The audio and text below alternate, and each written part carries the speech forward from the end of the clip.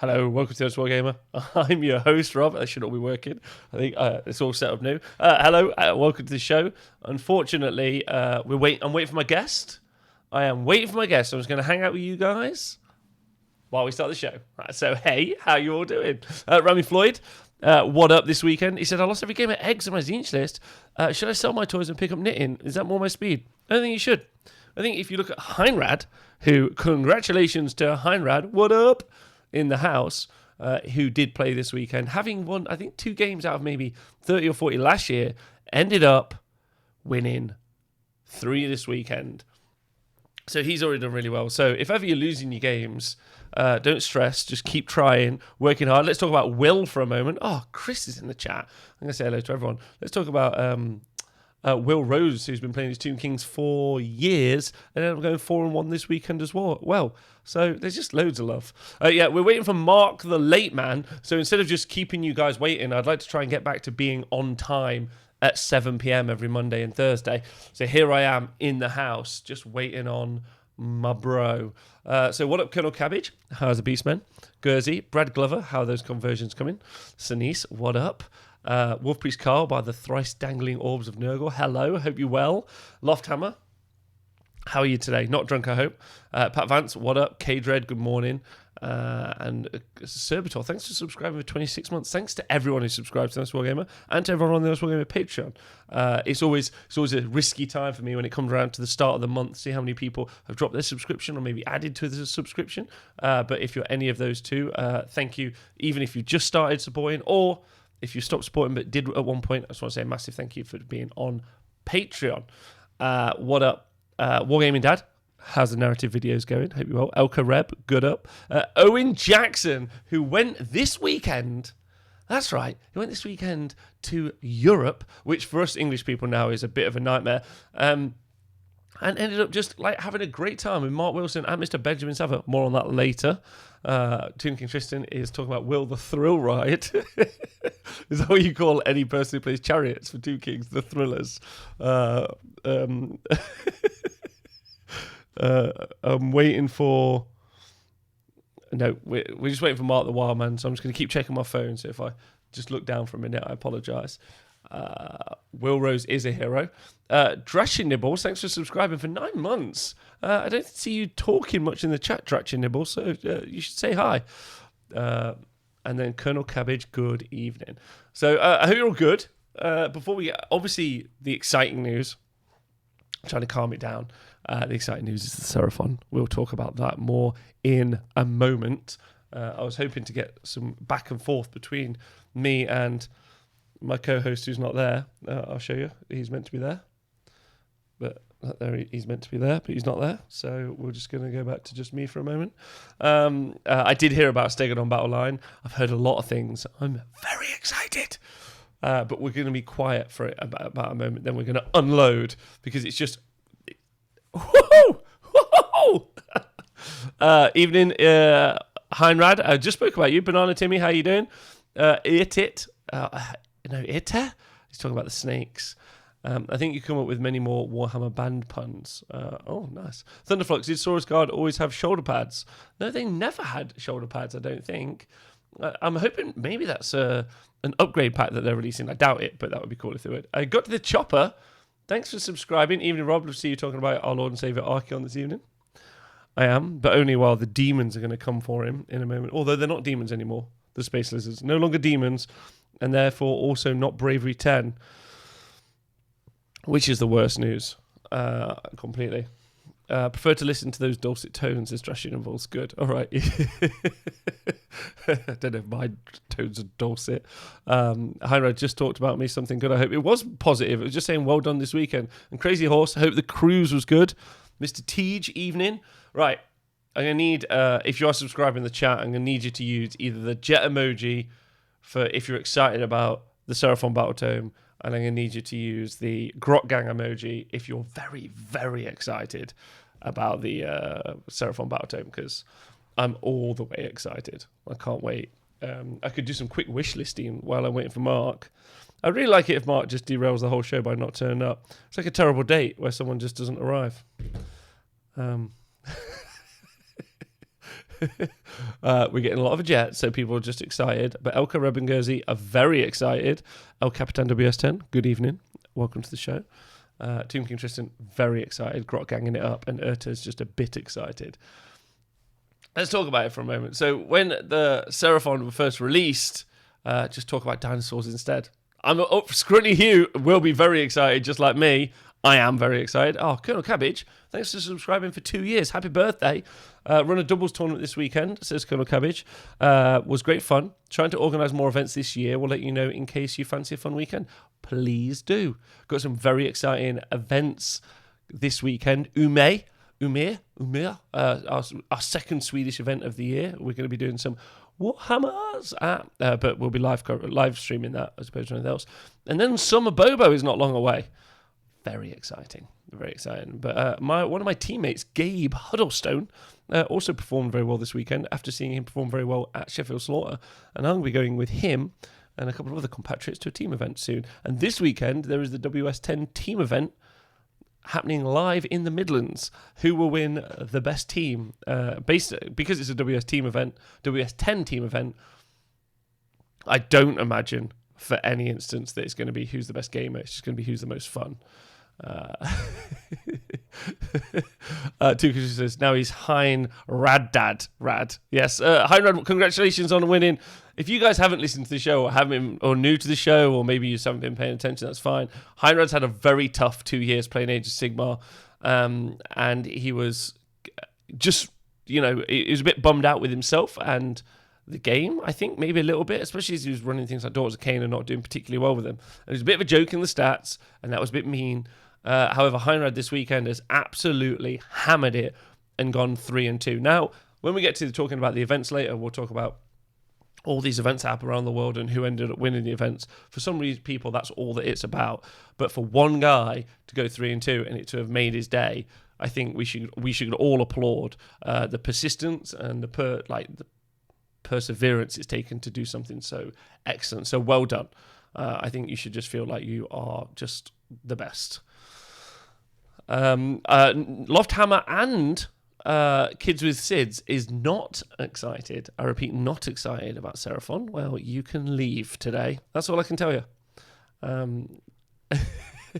Is there a list of this year's events somewhere? There is. I'll put it in the link later, or I'll tweet it out. It's a good one. I send it to Hein Radical. OJ, that is why you are the future. That's why you know what you're talking about. Just checking in on Mark. He's on his way, apparently. I'm going to show you. This is so Mark Wildman in the chat. I don't know if you can see. Even though we've been friends for quite a while, he's still just known as Mark Warhammer. Question to everyone in the chat: how many people have friends who are just first name Warhammer? I got a lot of friends. Is Nathan still Nathan Warhammer? I think I changed it recently because I was like, well, we did live together for a while. I might start putting his... Yeah, he's now Nathan Prescott, which is... Nathan obviously not here this weekend. This Monday. He takes every Monday off. No, the first Monday of every month off. He's still trying to dig a tunnel inside Games Workshop, underneath Games Workshop, dig his way in, and get a hold of those new Uruk things that's coming out. Right, I won a local league with lizards, says Wolfrey Skull. Nice to see love for them again. We'll lick a toad in their honour. Nice. Now, I'm not actively encouraging anyone to lick a toad, but I think we should all lick toads with the Seraphon. So the thing is what none of us are talking about. I don't want to bang on too much because Mark's going to be here. We'll talk about that too. But the Seraphon Battle Tome coming out means we're 5 days away from Man Who Reads Book to read the book out to us. And I'm genuinely tempted Friday night to do a react video. So have it there playing, headphones on, and just live react as I find out the rules. I'll just listen to him and be like, go on then, tell me what's happening. Ignores Rend? 2 wound Saurus Guard? Would anyone be interested in watching a react video? I don't know. Maybe questions. That's my. If my daughter's into dinosaurs, I think I can get away with buying a new army and saying it's for her. Orlando Games, that's a smart play. That's a smart play. Absolutely, you can do that. That's the future. It's not that I'm against them, says Kids with Sids, talking about the Seraphon. It's just meh good for them, not my bag though. Kids with Sids, what is your bag? Lofthammer, hi. Are you going to win this weekend, Lofthammer? He reckons he is.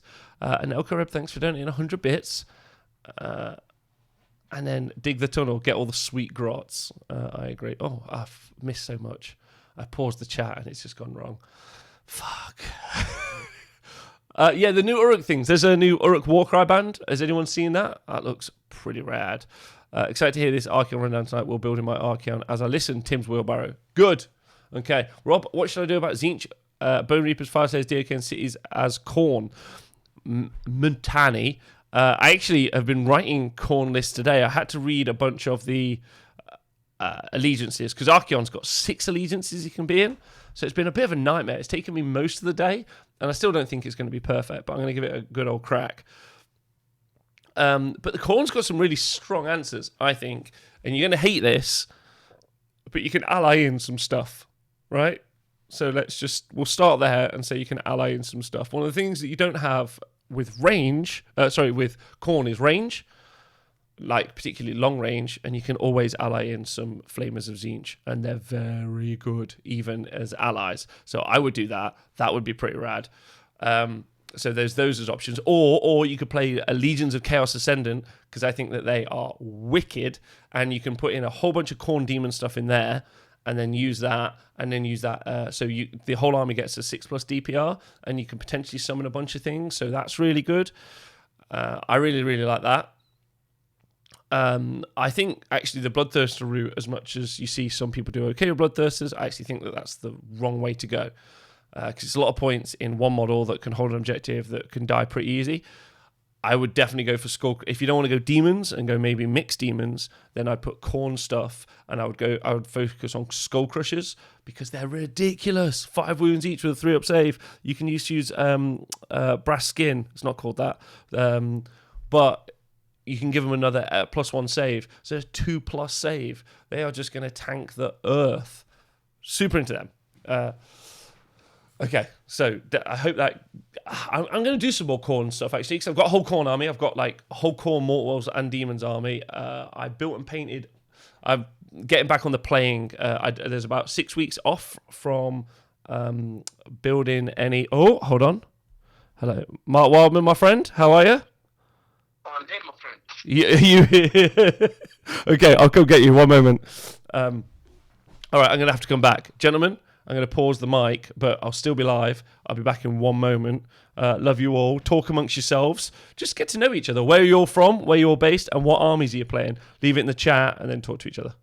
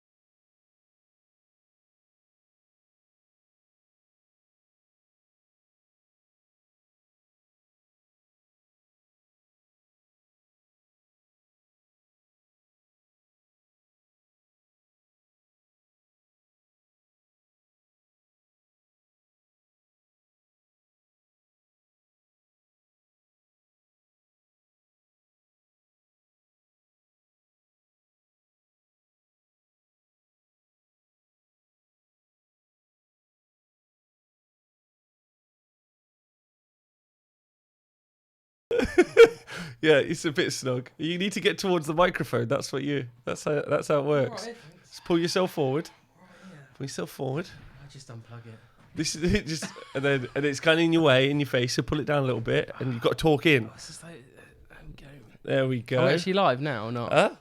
Well, it depends who you ask. You going to talk into the mic or do a Nathan Prescott? I'm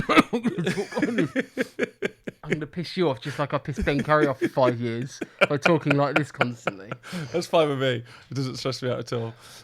Okay, so hello, welcome to THWG Gamer. I'm your host, Rob, and today I'm joined in the studio by Mr. Mark Wildman. Now, everyone, we've just been live for quite a while, so everyone in the chat has already seen that you've turned up, but excited to have you here. How are you? I'm good. I'm just recovering from an hour-long kickboxing session, so I'm all hot and sweaty.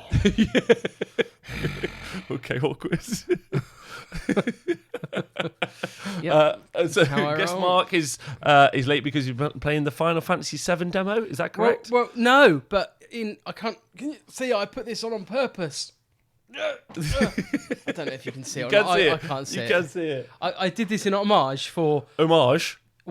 however you say those words. Basically, the demo was out today, and I'm here. Yes, I know. Are you? Basically, the whole night is that.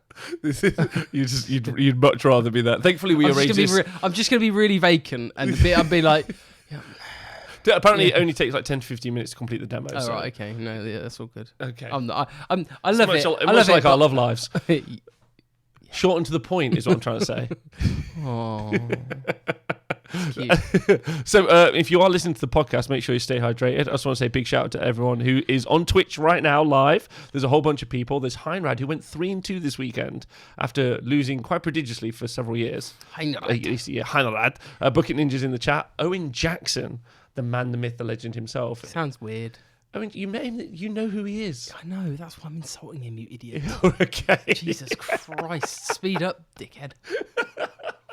Apparently, Bucket Ninja says you look like a pint of stout. I think What does a pint of stout look like? you apparently. I look like a balding man. You don't. You look nice. You look nice. Look, you look lovely. Why have you got why have you got two big screens and I've got to look at you? Because my job is the streaming element of it, and your job is just to know things and be beautiful. Oh, right, okay. How does that sound? Failed Failed. twice. So yeah, Nathan's not here this weekend. This week, as discussed, he's away every Monday learning. Do you know what he's learning? It's your time to lie. Vagina.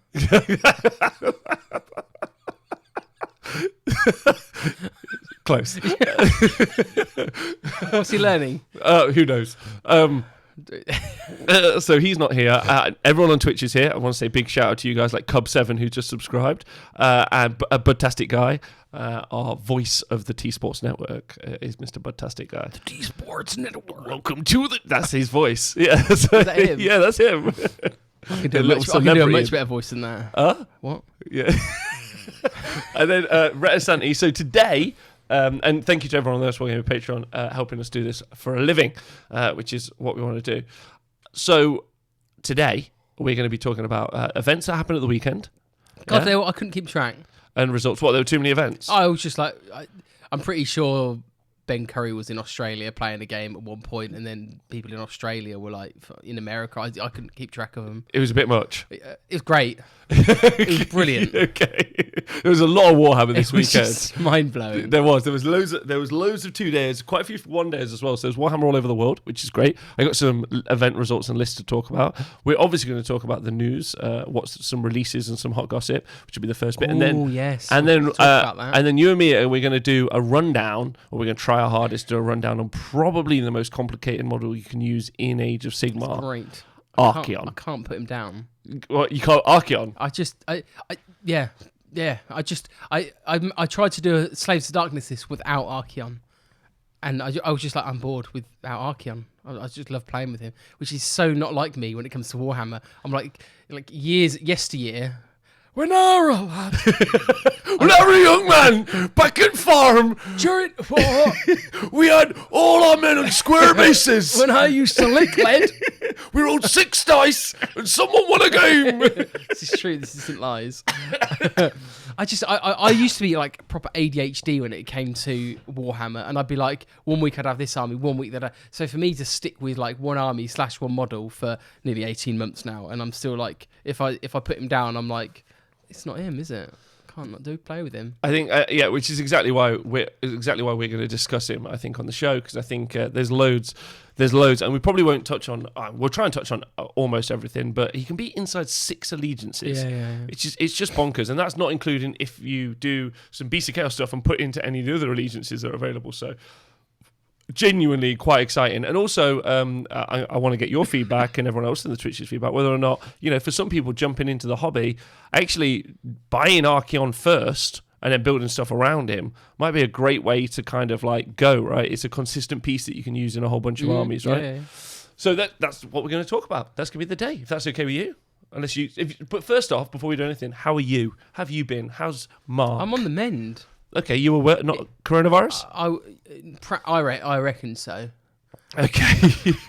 I've just been ill, and I don't know why, but I've literally just back to back, but turned a corner like last week, and I'm fucking on it now. So I'm actually good. Okay.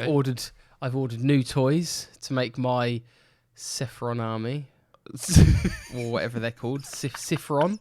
Is how Nathan says it. How do you not know the name? It's been like 4 years. It's not like it's brand new. Army. Yeah, but what was so confusing is that I'm not using any lizard men. I'm going to call them lizard men. I'm not using any lizard men models. You can use just skinks?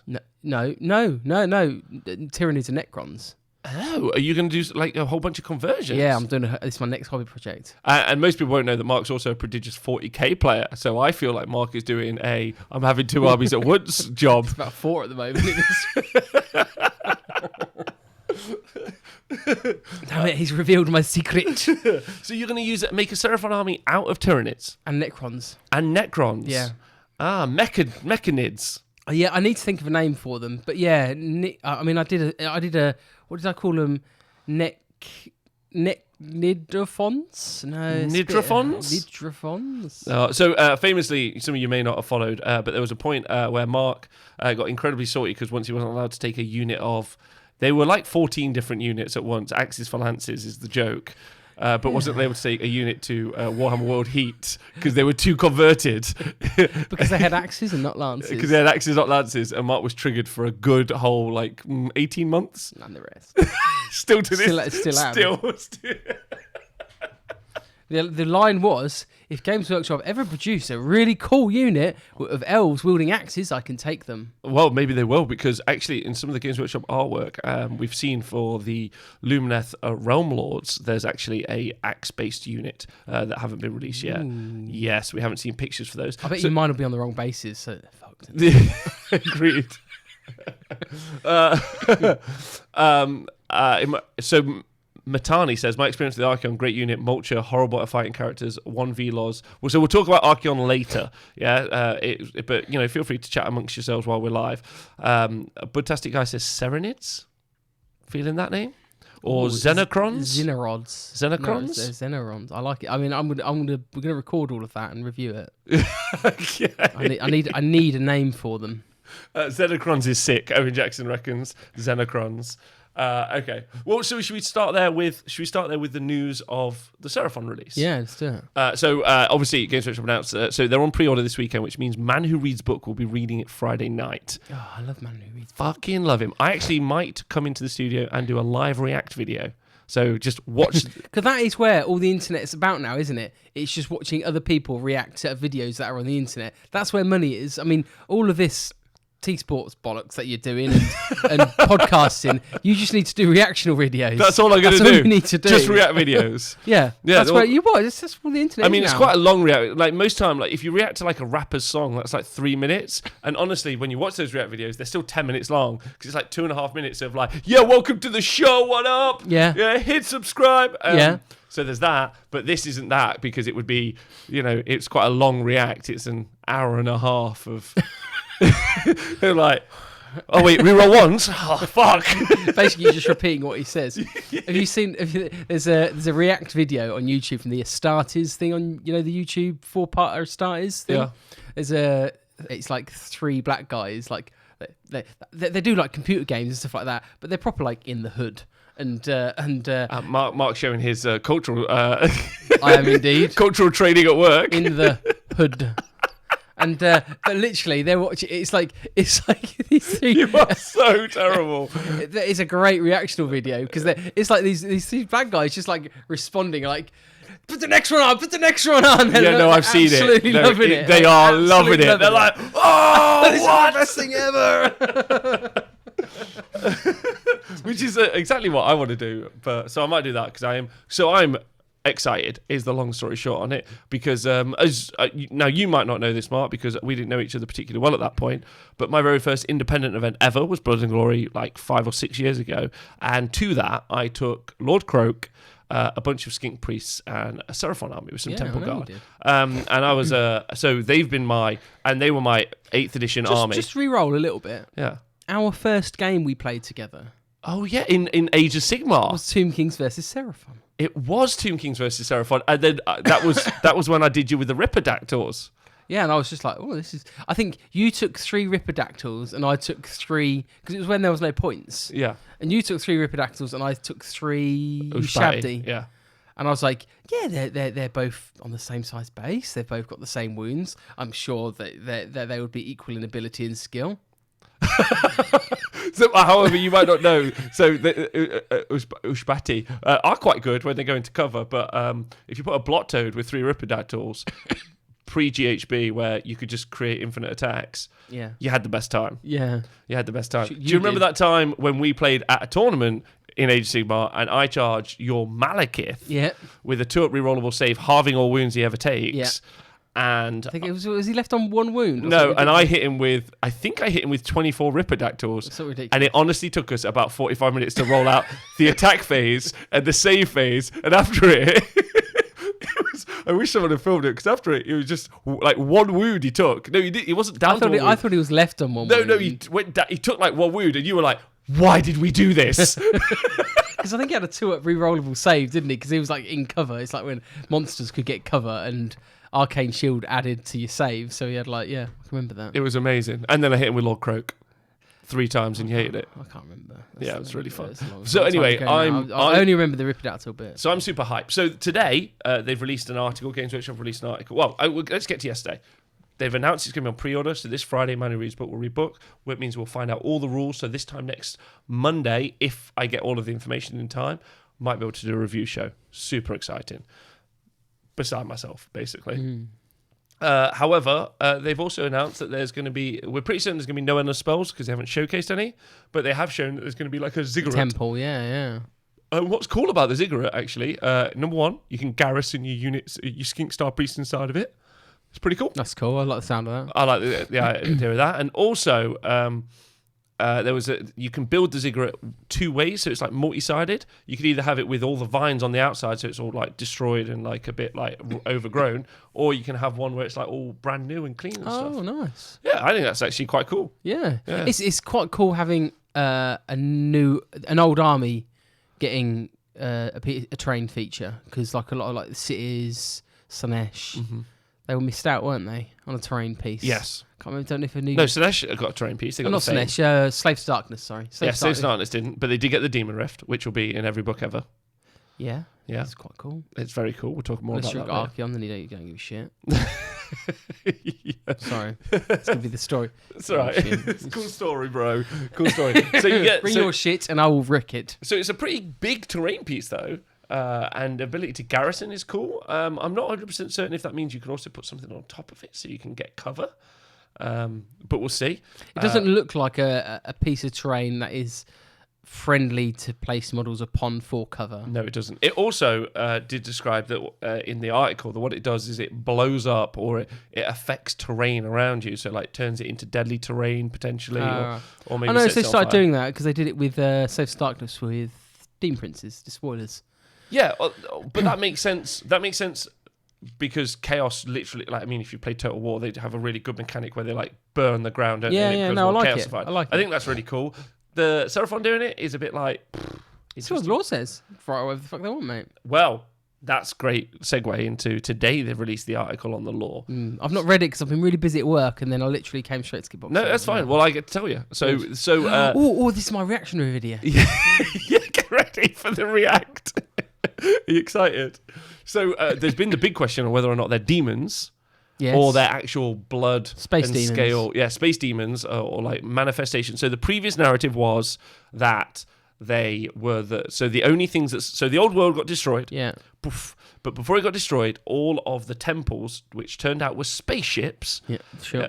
Yeah, sure. The Slan went inside of it, who were the daddies of the race, and also the Slan were magicians. But most importantly, they were created by the Old Ones. The Old Ones actually referenced in 40k as well, something that the Necrons and the Eldar fought against. Oh no, the Necrons fought against. Sorry. Listen. I'm all hot up on my. Okay, well, 40K explain it law. to me. I can Tell me some Old One lore. So the Old Ones were the creators of life. They were life creators, and the Necrons were a jealous race because they lived on a solar system where it basically killed them. The sun killed them. And so the Necrons went to the Old Ones and said, make us live, we want to live. And the Old Ones went, you're not ours.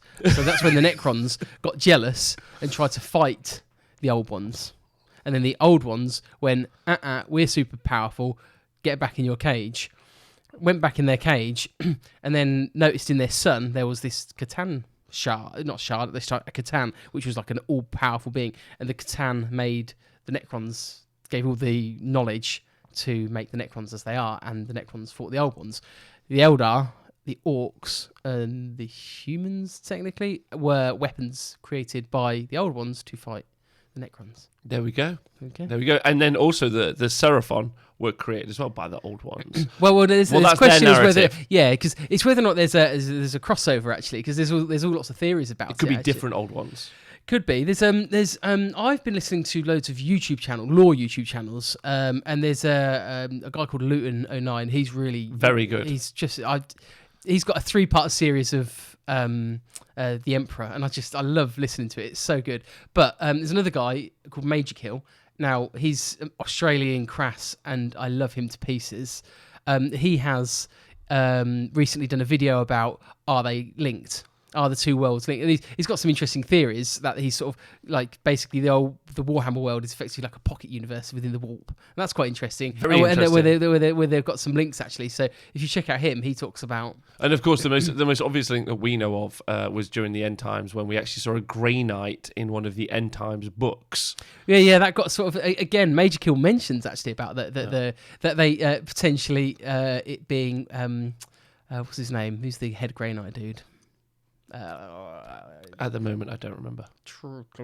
Yeah, him. He's got a shield. Yeah, and a sword. So the Old Ones, but the old narrative for the Seraphon before the destruction of the old world, what they were trying to do was find the puzzles of what the Old Ones actually wanted for them as a mission, and then enact that mission. The grand plan. I think it was called the Great Plan, maybe. However, Volder, no, it wasn't. It was Drago, wasn't it? Drago. Yeah, that's it. Carl Drago, and then. But with the destruction of the old world, they got into their spaceships and they flew away. Now, in Age of Sigmar narrative as we know it, they then got to the mortal realms and they started remembering Seraphon, like lizard men and dinosaurs, and they were literally thought demons. That's been changed.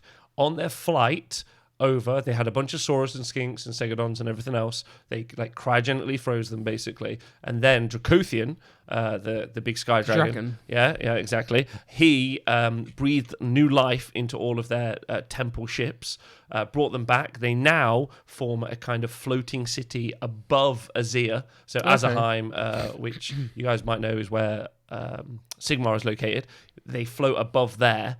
And they breed more and more dinosaurs, and then they teleport them down to Earth. They've teleported them down to Earth, and they've started to build like temple cities now. Also, not on Earth, sorry. They teleport them down to the mortal realms, and now they've started to build temple cities in the mortal realms. So there are flesh and blood dinosaurs running around being flesh and blood. Okay, that's cool. Which you can see in some of the rules. So we've seen one of the unit cards, and we've seen it on the unit cards. They're no longer demons. Yes. Which is sad. Or Bravery 10. Or Bravery 10, which is very heartbreaking for those skink units. Also, what's by the record, it sounds lame. It's what? Sounds lame. I think actually what's quite cool about Age of Sigmar, and we don't really talk about this very much, is we've gone through the creationist part of the narrative. Like, did you watch The Witcher? You didn't like it? I can't get. I've tried like 3 times, and I'm like, it feels like it. I know. I appreciate I'm in the minority, yeah, but it just feels like it's like an early 2000s kind of show, just going from one story to the next, and everyone goes, "Oh yeah, but the story's all no way." Are you comparing it to Hercules? And Xena the Warrior. It's nothing like. It's basically the male Venus. All right, well, okay. My point, I don't even know what my point was going to be. I'm so blindsided by that ridiculous opinion. Yeah, you're allowed to have your own feelings about stuff. That's fine, but you're wrong in all ways. Sure. Hellstorm Dan said, "Wow, Mark couldn't get any more boring." Wow. Go fuck yourself. Did I say that? We're allowed to swear on this show. This is the one you can swear on. All right, okay. Okay, yeah. Not like last time we were on here, we said naughty things. And also, Azrax's having a go at me because I implied that Xena wasn't great. Xena was great. My apologies. Geralt, warrior princess. I reckon if you go back and watch those shows, it's like just watch them. Have you watched them? I've watched them recently. Watch them with rose tinted glasses because that's you can't. They belong in the 90s. And that's where they should stay. They're so bad. They were bad then. I mean, I'm a massive Trekkie, and I went back and watched like The Next Generation, and I'm like, this hour-long story could be fitting within a 10-minute segment. I mean, it just goes on and on and on.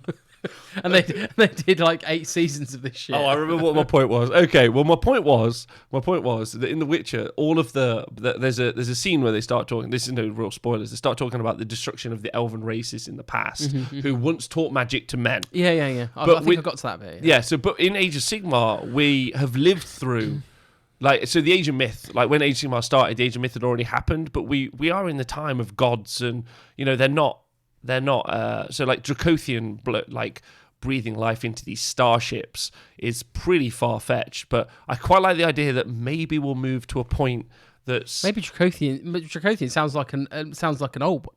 Yeah. Like, but what I was trying to say is I really like the idea that maybe eventually we'll get to the stage where a lot of that narrative is almost like in the background. It's kind of like, oh, maybe there was a sky dragon and there were sky ships or something. But we're living through, like as in us right now, we're living through the time where we're creating that narrative. And maybe players who play this game in 20 or 30 years, it'll only be like alluded to in the background. Yeah. Like, well, actually, talking about that, there's again, I'm going to arc back to my YouTube videos.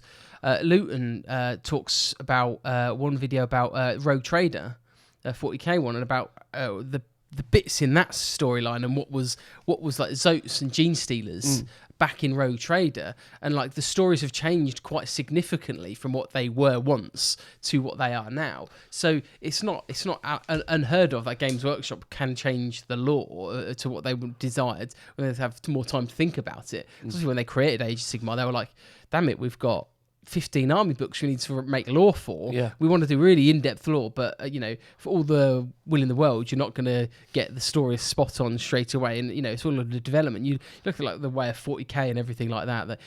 That lore is far superior because it's had 30, 40 years of development, and they're still writing and they're still developing that story and that narrative. And so I think it's quite exciting to be at this moment. I think the problem is sometimes I find the AOS is a little bit vague in its story. That it's just sort of like very creationalism at the moment, isn't it? It's we've created this or we've created this. Well, that's the nice thing. Like I know a lot. That's nice. I think you got to accept it for what it is. I know a lot of people have been talking about the burnout for like the release schedule for the books, which has been pretty horrific, but also fantastic because we get rules, we get new stuff, so that's really cool. But the best bit's surely got to be the narrative. Like, you know, we've now got like we've got every army has got some narrative in it. Like the only guys that need updating really probably now are Nurgle Tomb Kings. and Ideneth. Yeah, I was about to say, yeah, they had to release loads of stuff for Age of Sigmar, but forgot about the Tomb Kings, right? And I. Why did they? I mean, you've got like one of the greatest dudes who basically went. Speckles on up. Who? He's not here, is he? He's in the chat, yeah. I love him really.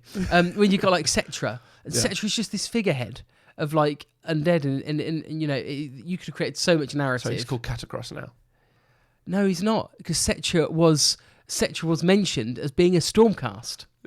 Yeah. And Oh wait, hold on. TT Chris is saying that we also make sure we need to update the Sylvaneth book as well, which we are like Yeah, this is true. It's true. Anyway, I think Zinch could do with an update. They're fine. I played with them last weekend. It's fantastic. I just base sprayed my 15 Flamers of Zinch and my Exalted Flamer. Honestly, I just base sprayed them. Do you want to play next week? I'm busy. I smashed them up. I just bring Nurgle. Just bring like loads of Nurgle and go, you're missing. Anyway. Yeah, moving on. Sorry. Moving on. The point is, very, very exciting at the Seraphon. So that's the new narrative. What do you think of it? Twitch chat, what do you all think of it? That they're now alive. They're blood, they're flesh. They're building something a little bit more cities. malleable that you can actually work with, right? Yeah. Yeah, I love the idea. They said that they've got whole tribes that are like, so they're still calling their tribes constellations. Yeah. So that's their kind of like, that's what their sub-factions have always been. So that's cool. And they've said that like the Fangs of Sotek, for instance, that like, which is quite skink heavy, they are going to be doing lots of work helping out crafters and builders of the mortal realm. So again, they're integrating all the races, or at least the sub-factions, into the different like structures of the mortal realms, and the kind of, it really started to, for me at least, started to come alive. Maybe even more so since the I don't know if you read the Wrath of the Everchosen narrative. It's not particularly long to read, but it's a really fun kind of like insight into Catacross attacking. Because when you are dealing with someone like Archaon or Catacross or Nagash, you're like, oh, how can these guys ever lose? They must just be womping. But what Wrath of the Everchosen does really well is it expands the narrative. You're like, okay, this is like fucking huge. Like, you know, they really are. I know we play it on 6x4 boards, which is a bit weird. I mean, it's effectively a skirmish game, isn't it? Effectively, but then the God of Death just turns up. It's like, okay. But in that, like, they don't deal with it for ages. So, anyway, for me, I'm truly excited. I've heard some rumors. I know that Saurus Guard are going to get 2 wounds apiece. I don't think standard Saurus are. So, I mean, that's the only real gossip and rumor that I know of. So, I'm excited to find out what the rest of the battle. No, I've not heard anything. Yeah. Even though I've got all the contacts in the world, they don't tell me anything because I'm friends with you. All right. Well, it's because you're friends with me, and I'll tell the world. Mr. Ho, hi all. I know one secret actually. Like, tell all. Do you want to know some secret from the gossip window? So GHB 2020 only able to take 3 endless spells. Oh, interesting. That's interesting. What do you think of that? I'm going to reserve judgment. You're going to reserve judgment on that. Now, obviously, that's a rumor I've heard, so it could be wrong, but that's what I think. I think that's good for the health of the game. So Geminids first, and then just 2. But really, you could choose 2 endless spells. Yeah. Yes, this is true. Stegodon Battle Line, winner. And they also have announced that you will be able to take Stegodons as Battle Line. No. And again, like the Steam Tank, the Steam Tank meme, for 2 weeks, people will be like, ah! And then you'll never see it, ever. No, because people don't want those models. Stegodons are great. Captain Woodrow, thanks for... Opt Woodrow, thanks for subscribing. Sorry, nice, yeah. They're just old, aren't they? They're just old models. That would be my one sort of, if I was looking to buy a Seraphon army or a Lizardman army, it's First Ager. It's old models, isn't it? And that would be my only thing about buying that army. That's why I'm doing my own. Yeah. Just because they're if I'm going to go out and buy more models, I would stick to what the new Age of Sigmar stuff. Yes, stuff that's come out recently. Yeah, absolutely. Like a good example would be salamanders and razordons. Salamanders are truly ugly models. There are some really nice salamander alternatives you can get from Miss Miniatures. I really like those. I think they look fantastic, and also they kind of double up as razordons as well because they're quite spiky. So if you wanted to get those, if you follow Nick Pert, hasn't he done some? Yeah, he's done some truly awful ones as well. Oh, nice. Burned him on his own show. That's fine. Last time he was on the show, he burnt me, and he was insulting me, and all of you lot just went, "Yeah, Mark clearly cheats," and just accepted it as though it was like. Love him really. Right, so in the chat, Portal Bridge Geminids Comet Rat Trap says Anzrak. That's all he wants. Basically, you want Geminids, Rapture and Bridge. That's basically all you need, isn't it? Opt Woodrow says, as someone with a Steamtown army, I resent that. Okay, sorry, I just have never seen it. I have. His. Oh, not his. Oh, Ben Johnson runs it. That's the only person I've seen run it. Yeah, one time for sales. The developer of the game weirdly happens to run one meme build, sells a bunch of Steam tanks and it stops. What a shock. I wonder if he pays for them. The answer will be no. Wimpy Sticks, I like the updated game lore. Games Workshop should do as they did in Warhammer Fantasy Battle and give us characters that we can relate to and give a damn about. It's difficult to relate to Lizard, Space Demon, Thought Ghosts, which is true. Yeah, it's interesting actually. There does seem to be a lack of special characters. You get a handful, don't you? I mean, Khorne have got quite a few actually, haven't they? What? Special characters. They've got named characters. They've got named characters, but they're also sometimes not as exciting. I think you mentioned it on the... I was watching... Oh, this is going to be really self-indulgent. I rewatched my game at Sheffield Slaughter. Okay. Just because I wanted to listen to what you guys were saying. Question, how was the coverage? Like, honestly. I mean, the only game I watched on the coverage was mine, and it's fantastic. No, but honestly, did we do an okay job? Yeah, no. From what I watched. I mean, I didn't watch an awful lot because I was at the event, but I just wanted to see. I wanted to review my game and see what you guys sort of said about it. And a comment you made actually was characters in comparing AOS to 40k. Is that you get these sort of like in 40k you can get these mini characters which are just fucking badass, like Smash Captains, stuff like that, who will just fucking murder units on their own because that's like the hero of the hour. But in AOS you get like these smaller characters. They're all just a bit like, aren't they? The Fate Master. For the combat punch, they have to really be something like mounted on something, really. Yeah. Or like your big 300, 400 point like dragon or whatever. But you get like a dude on a disc, and he's just like, he's all right. I had the Fate Master, and he's just like, what's he good? He's all right at fighting. Yeah, like an Arc Regent's okay. That's one of the few examples I can think of. Something that's not a monster that's like, fairly passable in combat, and some of the Chaos characters are okay. Valkyrie the Blood is okay. Yeah, but it's just the smaller characters in Age of Sigmar don't feel like heroes. No, like and Booking Ninja's talking about Gotrek, but we're not talking about the ludicrous. We're talking about like just more, And I think that's one of the other problems as well. When we were talking about like humanizing or anthropomorphizing.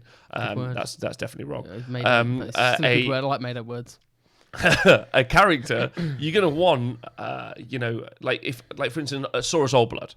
Yeah, so like I'm like, cool, I can get into that. He's a dinosaur, he's in there. Tough Lucky, thanks for subscribing, by the way. Thank you to everyone who has to say, even if I missed you, I apologise. But I like the idea that they can have a name like Teltekok or whatever it might be. But I've come up with the narrative and it's cool. But realistically, he's there probably for the commandability. He'd probably have like 3 attacks. It's like 3s and 3s minus 1d3 damage. Yeah, at best with 3 attacks, and you're like, wow, okay. I mean, even the Chaos Lord on a Korodorok, whatever it's called, Korodorok. Oh, the Chaos Lord on the Karkadrak. Yeah, that one. Yeah, like his big axe attack is 5 attacks, 3s and 3s, no rend. 2 damage. Yeah. Ooh. Yeah, I think so. Yeah, but it's not. It doesn't fill me with excitement. That attack, it needs to be like Rend 1 or Rend 2 to make it exciting. I like the idea that they have like 2 attacks, right? I like the idea it's like 2 attacks, 3s and 3s, Rend 1, but it's D6 damage. And you're like, it's a fucking magic hammer. He's like a famous guy. If it hits you, it's probably gonna hurt. Yeah, exactly, right? Like he hits pretty regularly, wounds, but like it's not necessarily gonna punch through because he's small, he's on foot. But then that big D6 damage, you're like, oh, okay. And maybe that's a bit ludicrous, but I don't see it as being that. But anyway, see you later, Whippy Sticks. I think the special characters are linked to the older living immortal races, so Games Workshop can advance the timeline by a couple of centuries, as it will, as we saw in AOS to AOS 2. I think that's fair. And Opt Woodrow says... Maybe it's something they thought we're not going to do many now, and we're going to develop it along, and that's something to develop on, isn't it? So, yeah. Yeah. And then... Optim Woodrow says small characters act as wargear options for big characters. Yeah, they do. They just bring them around. What about the new KO box hero? Don't know much about him, but I've heard positive stuff. He's not named, though, I believe. Yes, so he's in the dirigible suit. He's okay. It's not too bad, but not, again, fantastic. That's what I mean. You just get he's all right. Yeah. It's not exciting. But then again, they're different games, right? Like 40k is a game of heroes, effectively, to a degree. Like we talk about Space Marine Smash Captains, like a Space Marine Captain is a really big deal narratively in a game, even if there are billions. And even if you read the books, the captains are all like the likes of Garrow. It's just like badass. Yeah, super badasses compared to like just a human dude with a sword. Yeah. Okay, so narrative sounds fun. I can't wait to find out what happens with the rest of the Seraphon. I'm hoping something super sweet for Lord Croak because his war scroll has been fucked either one way, left or right for. Well, we're 4 gonna years. like I tweeted yesterday. Which side of the line are we gonna? The Games Workshop line of we'll give you a Ben timey book or a stupid, boring, shy timey book. So Sylvaneth or Zinch. I mean, you've got Feck, Zinch, OBR. You've got that line, or you've got Seraphon. Well, what I like is that they've included the teleport in the narrative. So that means there's still going to be access to that more than likely in the game. And any army with a teleport already jumps up a tier, in my opinion. Yeah, massively. Huge. Every time I played, Sheffield Slaughter took Zinch, and they don't have a teleport. My army didn't have any teleport. But a lot of the games, I was like, if I was Slaves to Darkness and I had teleport, like teleporting 40 Marauders just across the board, it's just like, man, this is really powerful stuff. Really good stuff. It's really shit. This is shit hot. This is just like so. But I didn't have it, so I was like, it's like anything that I can teleport. I think anything that I can teleport big units.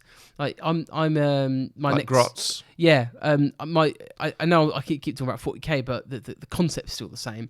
My next 40k army is Gene Stealers, and they've got the ability to deep strike any of their units, like from turn 2 onwards. And I'm doing a unit like 30 Gene Stealers, and the thought of putting 20 Gene Stealers, like even in a long line across the battlefield, is just really scary. Sort of like board control, just pinning shit down, stuff like that. I mean, even in Iron Jaws, if you wanted to, you could just have a dumb amount of brutes, teleport them.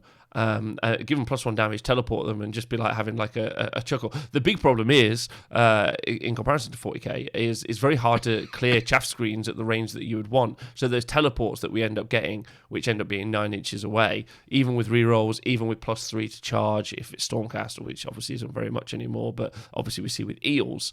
You know, most of those armies don't really have the shooting backup that we previously had. So, you know, and also charging something into an Age Sigmar army usually doesn't mean it's going to get deleted, whereas in 40k, often than not, it's going to get... But in AOS, you have that. If I'm going to double turn you, I'm going to fuck you up. Yeah, which is true. Tough Leaky says, I put together the KO list and played a few games with it. I was thinking they were hot until I played Zinch and he dropped Ironclad round 1. Sorry, bud. Jim Tennant says, I haven't played Nighthawk the last 12 months. I'm absolutely blown away by the maneuverability of the new KO. They are fantastic. And I played against it sort of last round. Yeah. That was interesting. Good. They're good, aren't they? Yeah, totally. How good are Sylvaneth competitively? If this makes you feel any better, someone emailed me recently telling me that they'd buried their book in the garden waiting for it to grow into a new one. that gives you Sylvaneth. A book injury is lying in the chat, and he says that they're S tier. Okay, so exciting times, Seraphon. Expect to hear more. Let me tell you about the units I want to be good in order. Snakes on a Bastillodon with a laser beam. The Carnosaur, please let the Carnosaur finally be good. It won't be because it doesn't sell very much. I don't give a shit. Listen, no, I don't care what you. I don't care what you think. I'm basically telling you that the model currently doesn't sell very much. So therefore, they're not going to put much time in writing rules for it because it doesn't sell very much. Bullshit. Right. Are we going to have we need a bet live on then, don't we? Okay, so I'm saying they're going to be the console will be great, and you're saying it's going to be that lackluster. Yeah, it's all right. Tumbleweed. Okay, fine. But the real thing is the Troglodon. Because the Troglodon, ever since its model was created, It's never been good. there's not been a... It doesn't sell, so they're not going to make good rules for it because it doesn't sell. That's moronic back thinking. Like, All right, listen, I can't see you, so you can make this up. you can kind of see a bit, but yeah, go on. Who agrees with Rob and who agrees with me? Okay. Team Rob, Team Mark. Yeah. Go. Yeah, okay. So Mark's thinking is if it sells well, they'll make good rules for it so it sells more well. Seems silly instead of making good rules for poor units to make the better. Moonturner says with Rob. Spiegel says literally no one agrees with Mark. Listen, you'll all be eating your own words. You've got one. Warp Spider's all on you. And then Tough Lucky says Mark, Marauders are good. Case closed. That's a good argument. Yeah, one unit.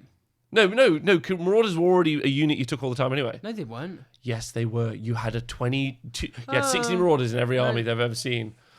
I thought that was a case against me. I would say that I'm actually not on either of those two argument sides. You are Team Rob. I'm on Team Matani, who's in the chat. He says they're just kind of idiots who design rules by what feels best, which I agree with deeply.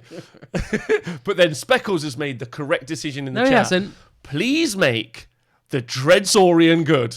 Forge World. Holy Why? No. shit. Why are we even? No. This is why Speckles isn't allowed to talk. K-Dread in the chat. Slaniola Jackson agrees with Rob. I couldn't agree more. Painting my new Slan black. Yeah. What you going to do on these model... Get these motherfucking demons out. These motherfucking more planes. Please don't do black accents. That, by the way, was my best Samuel L. Jackson impression. Wow. Moving on. Team Mark says Warp Spider. Team Rob. Marauders were fantastic before and after. Yeah, they were. Red Rome, thanks for donating 100 bits. And Lofthammer says Rob all day long. I love you, you cuddly man. Right, You're going to eat your words. So, new Dreadsaurian. These are just the units I want to be good. Yeah? So, Troglodon, Carnosaur, both Bastillodons, Stegodons, Engine of God, Salamanders, Razordons, hold on, Skinks, yeah? Is this an order? These are all the things. No, not an order. You're just talking the whole book. No, I'm not. It's very specific. Listen. Razordons, yeah? Pterodons, Ripidactyls, Salamanders, Skinks, both weapon options, yeah? Saurus Guard, Saurus Warriors, both weapon options because I want to have a block with spears, yeah? All the characters, obviously, every single one of them, and that's all the things that I want to be good. So you don't like Croc scores then? Oh no, I also want Croxigors to be good. Thank you so much. No, said... I also want Croxigors. Right, let's rewind then. What models don't you want to be good? Saurus Knights. I want Saurus Knights to fuck off into the sea. I want them to be so bad. We could have just like. I mean, listeners, I do apologise. We just wasted your time. Rob just basically listing every model in the book. They're going to be so good. That's all he's done. Listed models.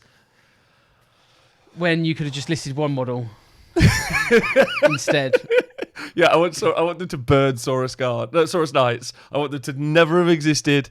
Like, and I know poor Knights, they're going to be broken as fuck.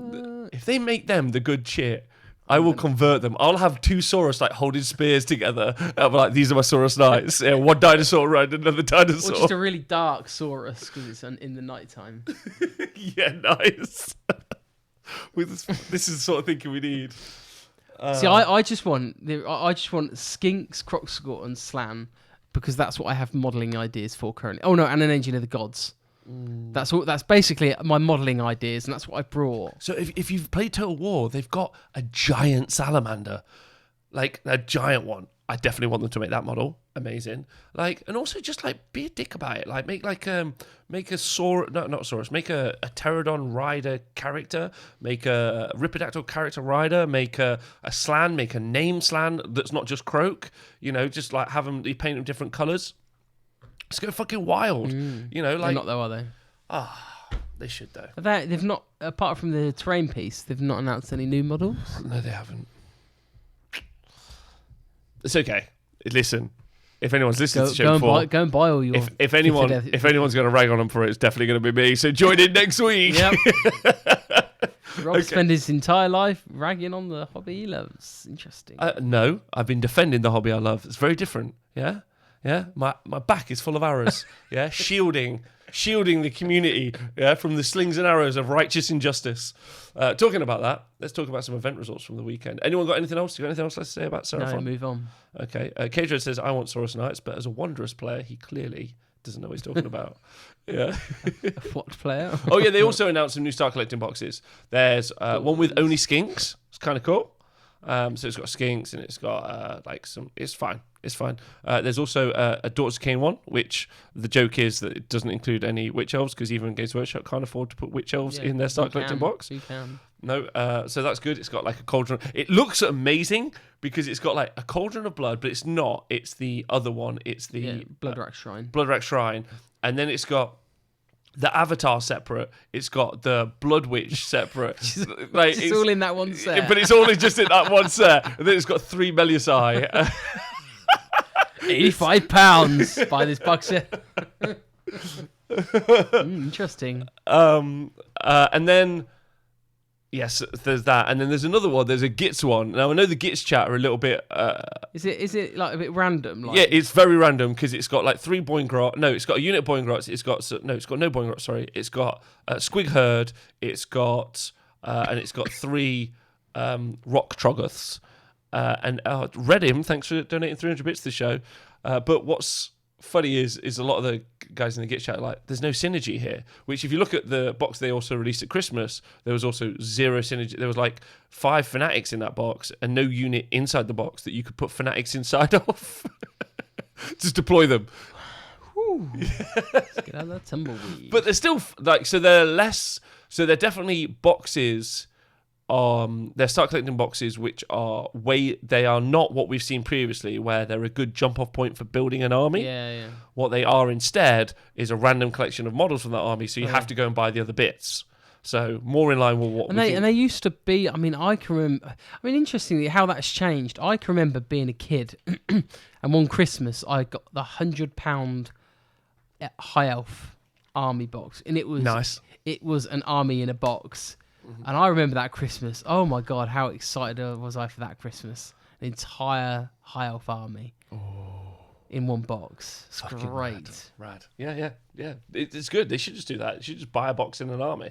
Or someone like Element Games or Just Play, they do things as well. Like any of the Imps Wargaming or any of the guys in the world. Now just trying to name drop people. Mini Stomp, he's a guy that does that stuff. Just anywhere in the world, should just literally just buy a bundle. And you can just one click buy it, army in a box. All they do is just build another box around the box of stuff that you want. That's what they should do. Okay, right. So just going to talk about some event results from this weekend very quickly. If that's okay with you. Yeah, let's do it. Do it all. Do it all. So Lord of Mounds over in Sweden. Andrus Raland came first. I've got the link here. What did he come with? What did he play? What did he play? I had this written out and now it's gone wrong. So I'm sorry about this. This is not going to work as well as I wanted. But I'm pretty certain that he took Eternal Conflagration Tzeentch. He did. But Lord of Change, it did have a change host. It did have 12 flamers. And it did also have an Exalted Flamer, a Belwyn Vortex, and Geminies of Orgrish, so a very good list. But then in second and third place, Sebastian Hedborg, he took a Slaves to Darkness army, which was super cool. Nice. What was in it? Tell me. It's just going to take me a little bit longer than... I love it. Okay, there we go. See, they're the interesting ones, aren't they? The armies which do well, which aren't. Yeah, so this is the spoilers. So Demon Prince, Slaves to Darkness Demon Prince, and he's got the Mark of Nurgle. He's got Be'lakor, Chaos Sorcerer Lord of Manticore, and a Chaos Sorcerer Lord. And then 2 lots of 40 Chaos Marauders, 2 lots of Chaos Marauders Horsemen, a Slaves to Darkness Chaos Spawn, one of those, and a Chaos War Shrine, and the Plague Touched Warbrand. So basically, his output is, we would traditionally think of Marauders as chaff. Oh, man. No. Oh, man. Talk to me about Marauders. They just delete stuff, don't they? They are so no good. Messing about nowadays, are they? No, they are a proper pokey unit. And being able to set up... Now, I was running a Plague Touch, but I was running Knights as an alternative with 1 unit, but no Be'lakor. So interestingly, that when I was practicing for Slaughter, I kind of did that, but with 1 unit of 40 Knights... No, 1 unit of 40 Marauders and 2 units of 10 Knights. I kind of wanted to go down the Knight route. It was okay, but the 2 units of 40... Marauders is great. I think I really like where that goes. However, the teleporting spell is cast on a 7. Hard to do. Yes. Well, it's not hard, but it's just to rely on it. And so I was going down the route of a bit of like a Blue Scribes rerolling spells with a Tzeentch Chaos Sorcerer on foot to sort of help guarantee a little bit better. But yeah, just teleporting 40 Marauders. And not forgetting how good the Chaos Sorcerer Lord is. Rerolls hit, rerolls to wound as a spell. The spell, yeah. What the? Yeah. To me, I was like, 2 of them for auto include. 1 teleports, reroll. Because, I mean, you get, I mean, I did the maths. I didn't. Dan did the maths for me because I don't do maths that much. And we worked out like what each, like 40 Marauders, their damage output if they were Nurgle, Khorne, or Slanesh. Because we ignore the Tzeentch one because there's no damage output on those. But when you do the maths, on average, they're all about the same. What was it? Khorne one is +1 to wound. Nurgle is if you roll a 6 to wound, it's +1 damage. Slanesh is roll a 6 to hit, 2 hits. Yeah. Over the course of like the attacks, all of the options. It's about they all do about the same. The situation can just be different depending on what you're fighting. If it's got -1 to wound, the Khorne one is better. They are. Gets the Choppers pointed out in the chat. They are sensationally ugly models, though. Oh, the worst. Crikey! Where do you start? Where do you start? So I've had. Do you know where you start? What you do is you buy the boxes, and then episode 1, season 1, yeah, Hercules, The Great Adventures, and Xena Warrior Princess. You put them on, and you're transported back in time. You don't even know that they're shit. No, you're just in it for their time. They're good. Yeah, you look at the TV show, you're looking at the model, and you think, this is normal life. This is of similar quality. Let's ignore like years of development and modelling. But what I said, I've done 2 things. 40k Poxwalkers. Good. They work really well. But then it's hard to pass them off as what chaos as like as Khorne 8, right? Like, no. Yeah, for Nurgle ones they're good. You could at a push make them Tzeentch, I guess. But I've done Tzeentch ones. I bought 20 Marauders, the actual models. However, I have given them Marauder shields, but I've got Zangor helm heads. And Tzeentch heads, swords as well. So the swords and the arms are a bit better. But I've not used I've used some of the big horns because the horns are a little bit too big. But you can chop off the horns from the Marauder helmets and put where the Zangor horns should be. And because they're littler, they make the head smaller, so then they fit better. Okay, that works.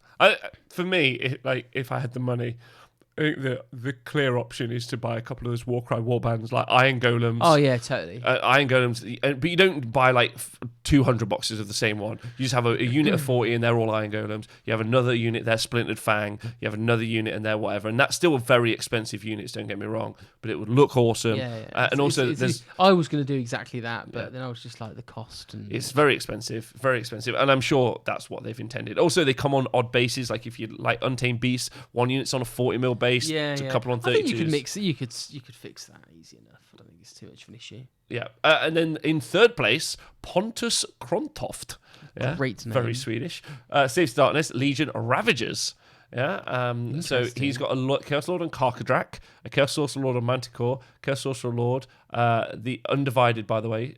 All of these are undivided. Yeah, it's a good choice. And then Chaos Sorcerer Lord undivided. And he's got 15 Chaos Warriors undivided.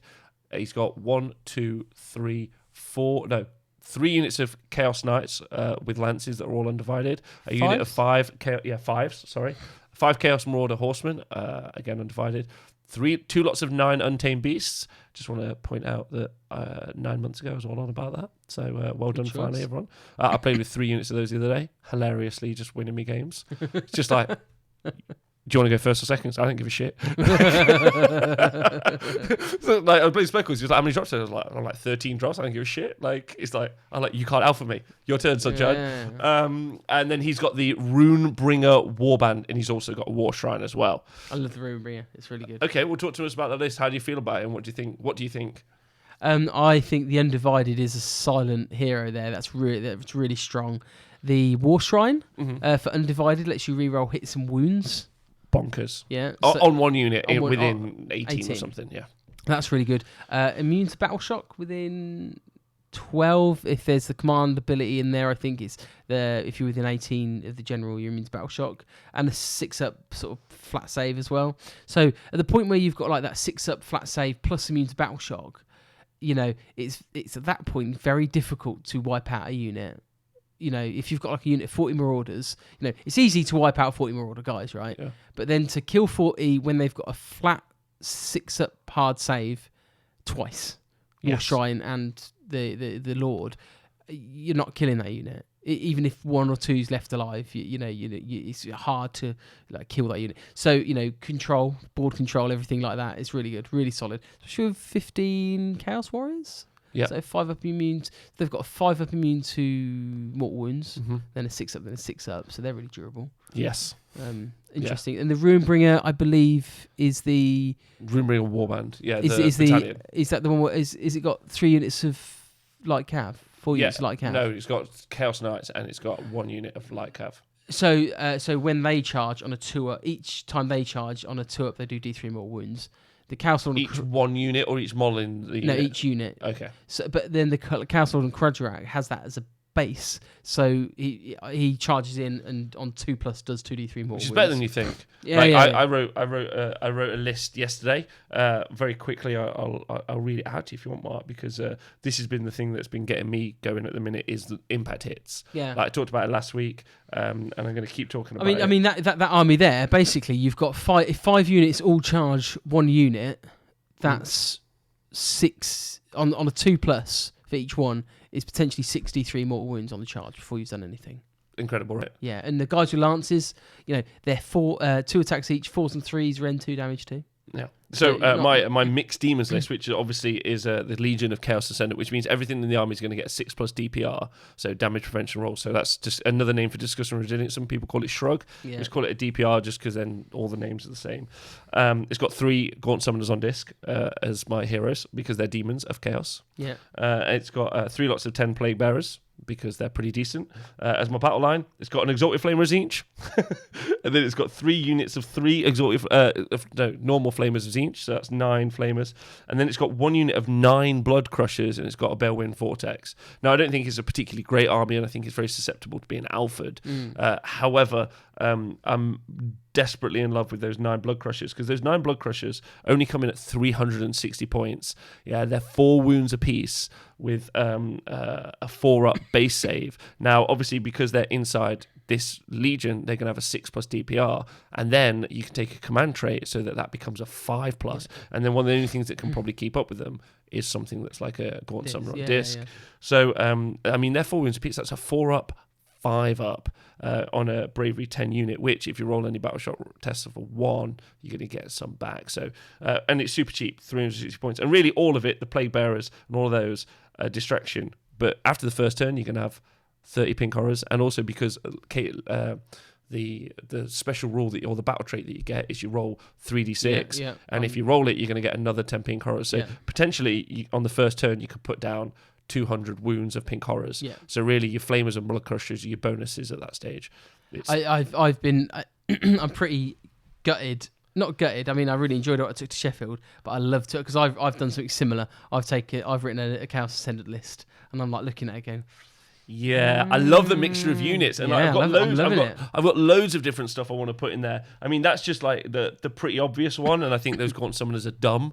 I have 3, by the way. They're being painted up right now. I'm loving it. But they're just stupid. So I went the other way. I did the 30 Plague Bearers, so they're -2. With a Warp Seer behind them.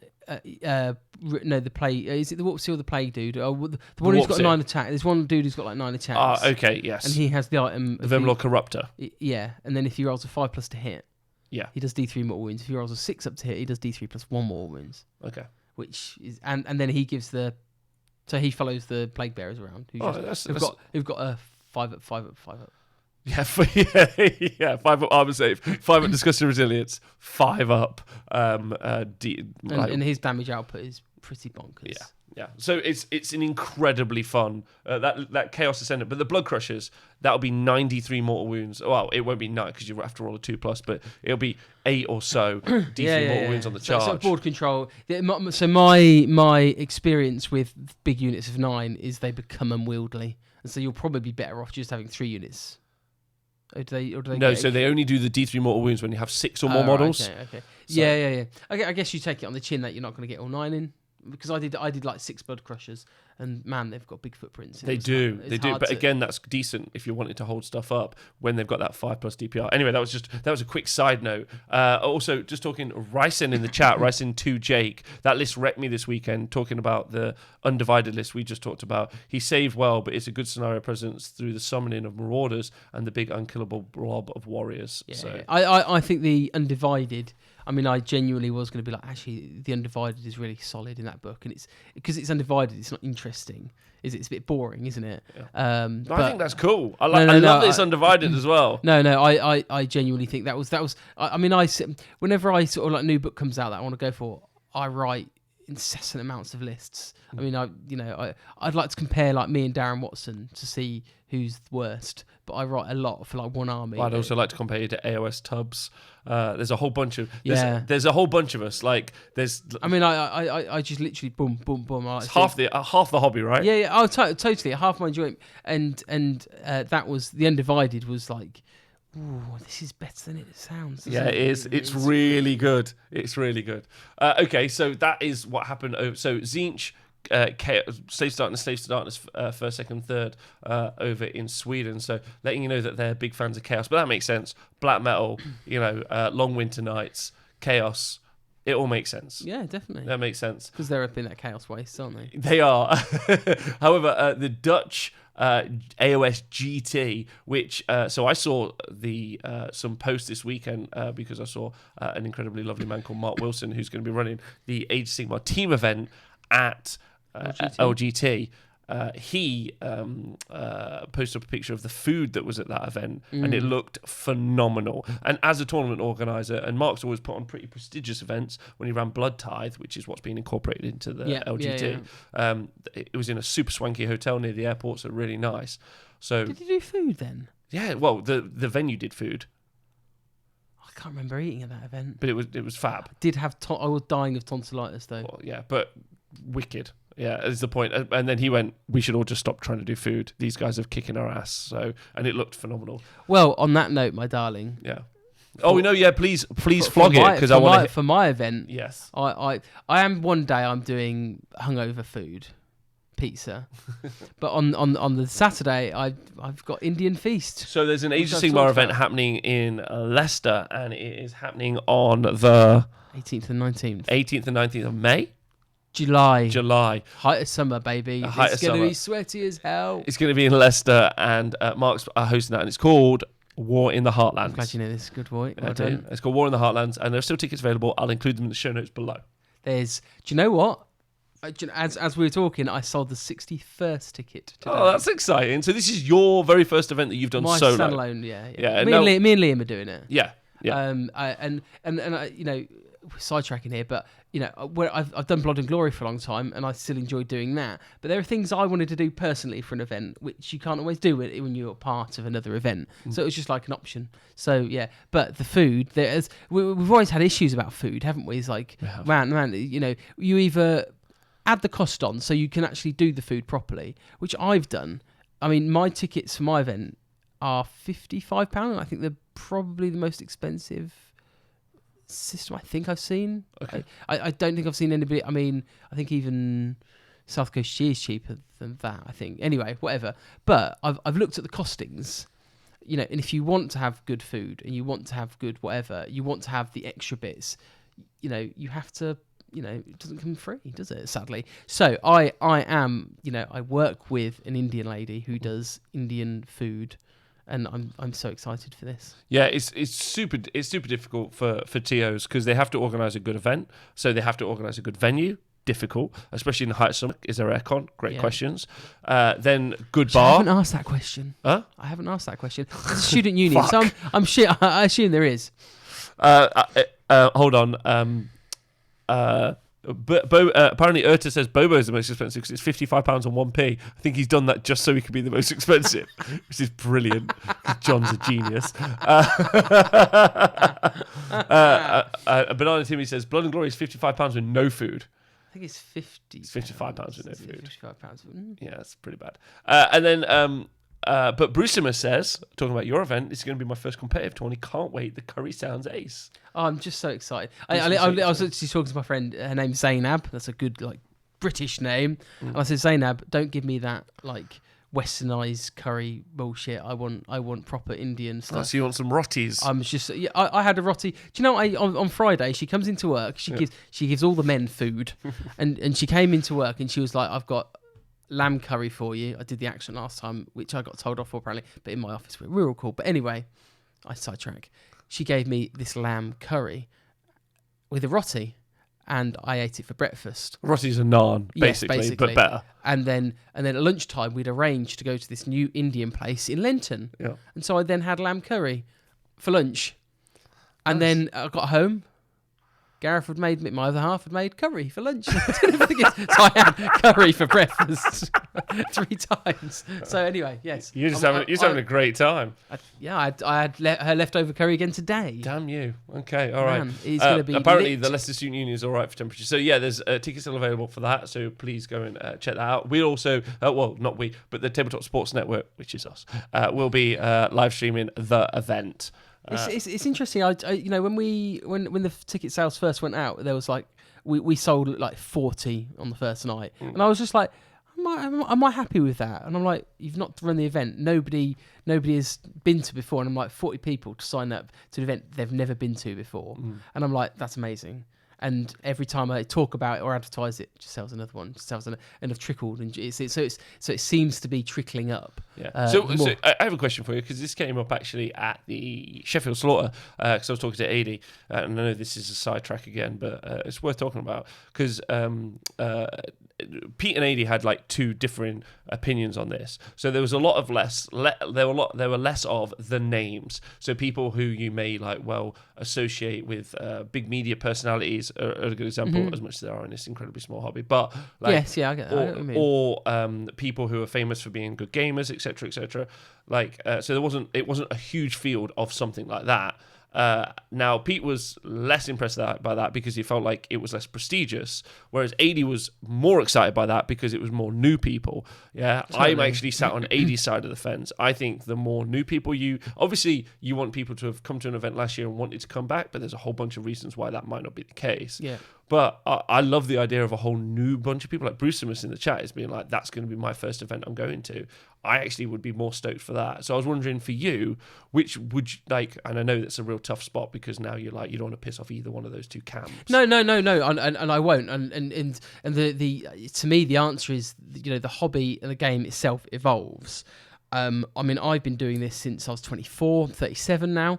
When I was at the height of my tournamenting, I was doing 12 events a year minimum, and I was just on it, properly on it. Now, what's my rankings? I think I've done 5 events this year. I haven't got that major desire to go to so many events because one, I've been doing it so long, I've got family, kids, all of those lot. So you get sort of fatigue of general dropout, of attrition of people. So the old guard going, but then new people come in. I look at it and I look at the people who name somebody who's in their early 20s on the scene who's doing really well. You think of anybody who's in their early 20s? I don't know. In their early 20s, early mid 20s. Honestly, you don't know everyone's age. No, that's JJ. JJ, okay, yeah. So JJ is a good example. When I first started tournamenting, JJ was probably about 12. Okay.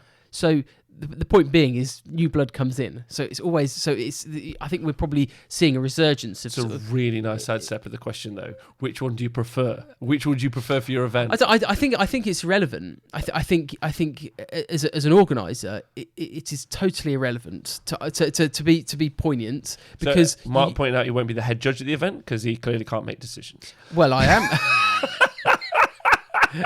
No. See. On that note, you are totally right. Have you ever seen Liam make decisions at Blood and Glory at 40k? Man, you don't want to mess with him. All right, good. All right, so he's doing it. He is he has got the nice face, but man, what did he do at Blood and Glory? 2 people were dicking around at a game, so he zeroed both of them. Man, I wouldn't even dare do that, but fucking Liam did. Liam was it. All right, good. All right. Well, nice long answer that told us nothing. No. I got a question in the chat from P1XI3 that I want to answer. He says, which AOS army would suggest for competitive with aggressive in-your-face playstyle? I 100% would pick up Ogre Moor Tribes, and I'd pick up 4 Stonehorns. It's cheap and easy. Yeah. The other version of that would be Flesh Eater Courts. Same thing. A Yeah. couple of big dragons, couple of foot dudes, and just run forward. You can do it. It's probably easier with the Stonehorns, which is why we're seeing their success be quite high. But I guess Stormcast can do it. Not as wrong. aggressive, but they can Zero agree. No, but they Negatively agree. Right, move on then. Yeah, anti-agree. I enjoy discussion and conversation. Go on, then tell me why. No, tell me how they build the in-your-face playstyle remotely. No, I'm not. Yeah, go on, just tell me. No, I clearly don't know. I would like you to. I wasn't talking about it being very good. Okay, good. All right, yeah. What was it? Was it loads of Dracolines? No. 3-star Drakes. What's that old school? The Gab Bomb. No, that one there where it all comes down. It's Warrior Brotherhood. The other one. The Stormstrike one. Yeah, the one where the dude comes in and it's not particularly. It has the ability to sort of like alpha you. Yeah. You can also play Eels as well, but that's just an incredibly oppressive and boring game for everyone playing and being a part of. Just like, fuck, I can't be arsed. Yeah. Like, I played Eels when they first came out. I played Les Martin, like, out of Warhammer World Heat, like, whenever the book first came out. And even then, I was still like, I'm fucking bored of this. Yeah. Like, 2 years later, I'm really bored of that. We'll move on. Right, okay. So, at this really wicked event, the AOS Dutch Grand Tournament, which was live streamed, so you can go and check some of that out. It was won by our very own Mr. Benjamin Sava, who we had on the stream only a couple of weeks ago, doing some commentating. And he won it with Bone Splitters. So one of the few people in the world to be winning stuff with big Bone Splitters. A lot of armies with big wars, some Iron Jaws, but there's a lot of big wars out there. I don't see Bone Splitters as much though. I'm not seeing it. You don't see them at all. But the army list is amazing. And to quote, Benjamin says he might actually get a big stabber tattoo on his arm. That's how much he loves big stabbers. So he's got a Bone Splitters army, which is Bone Grins.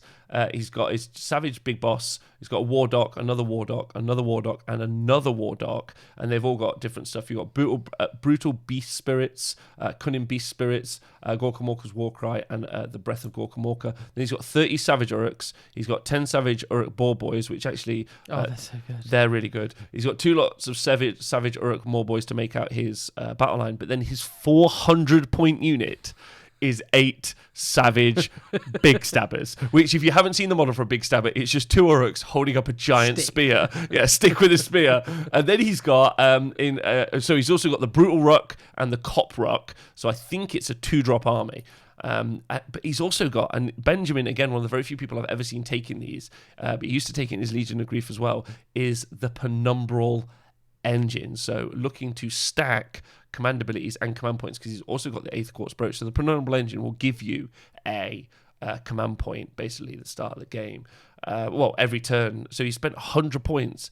And then he's also... Is that the big fuck off train piece? Yeah, that you get. Yeah. No one takes it. Like, there's not no one. There are some people who take it, but Benjamin's one of the people who I see consistently take it. And we've seen that command point spam that he used. And also, if you listen to Darren, again, another great war game. If you listen to the Darren List Diaries that we did this Friday, so that's already up as a podcast.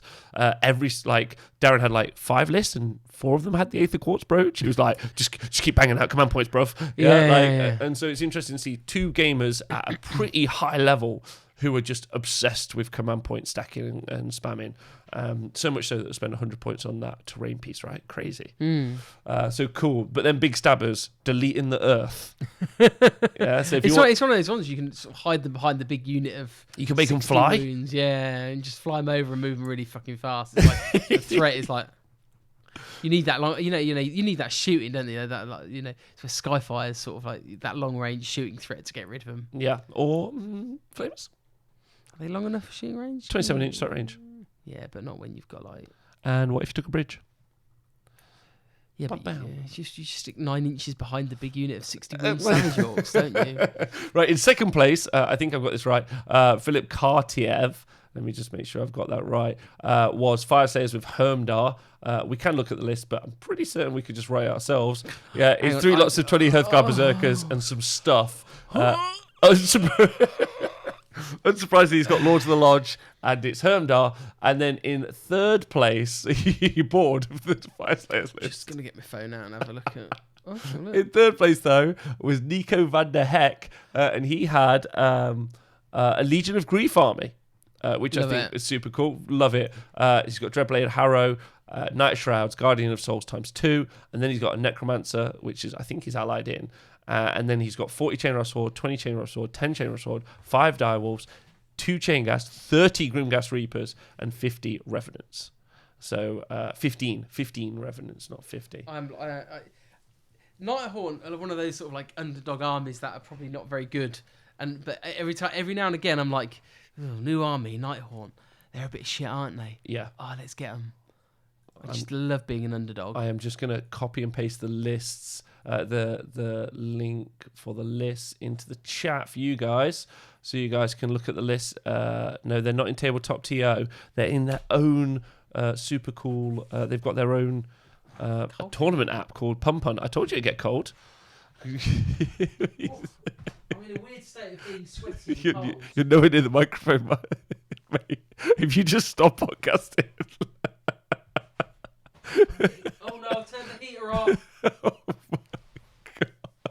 This is kind of like having Nathan here, so this is fantastic. This is exactly what it was like. Go fuck himself. So the links are in the chat, and I'll also include them in the show notes as well. Right, we'll speed through this now.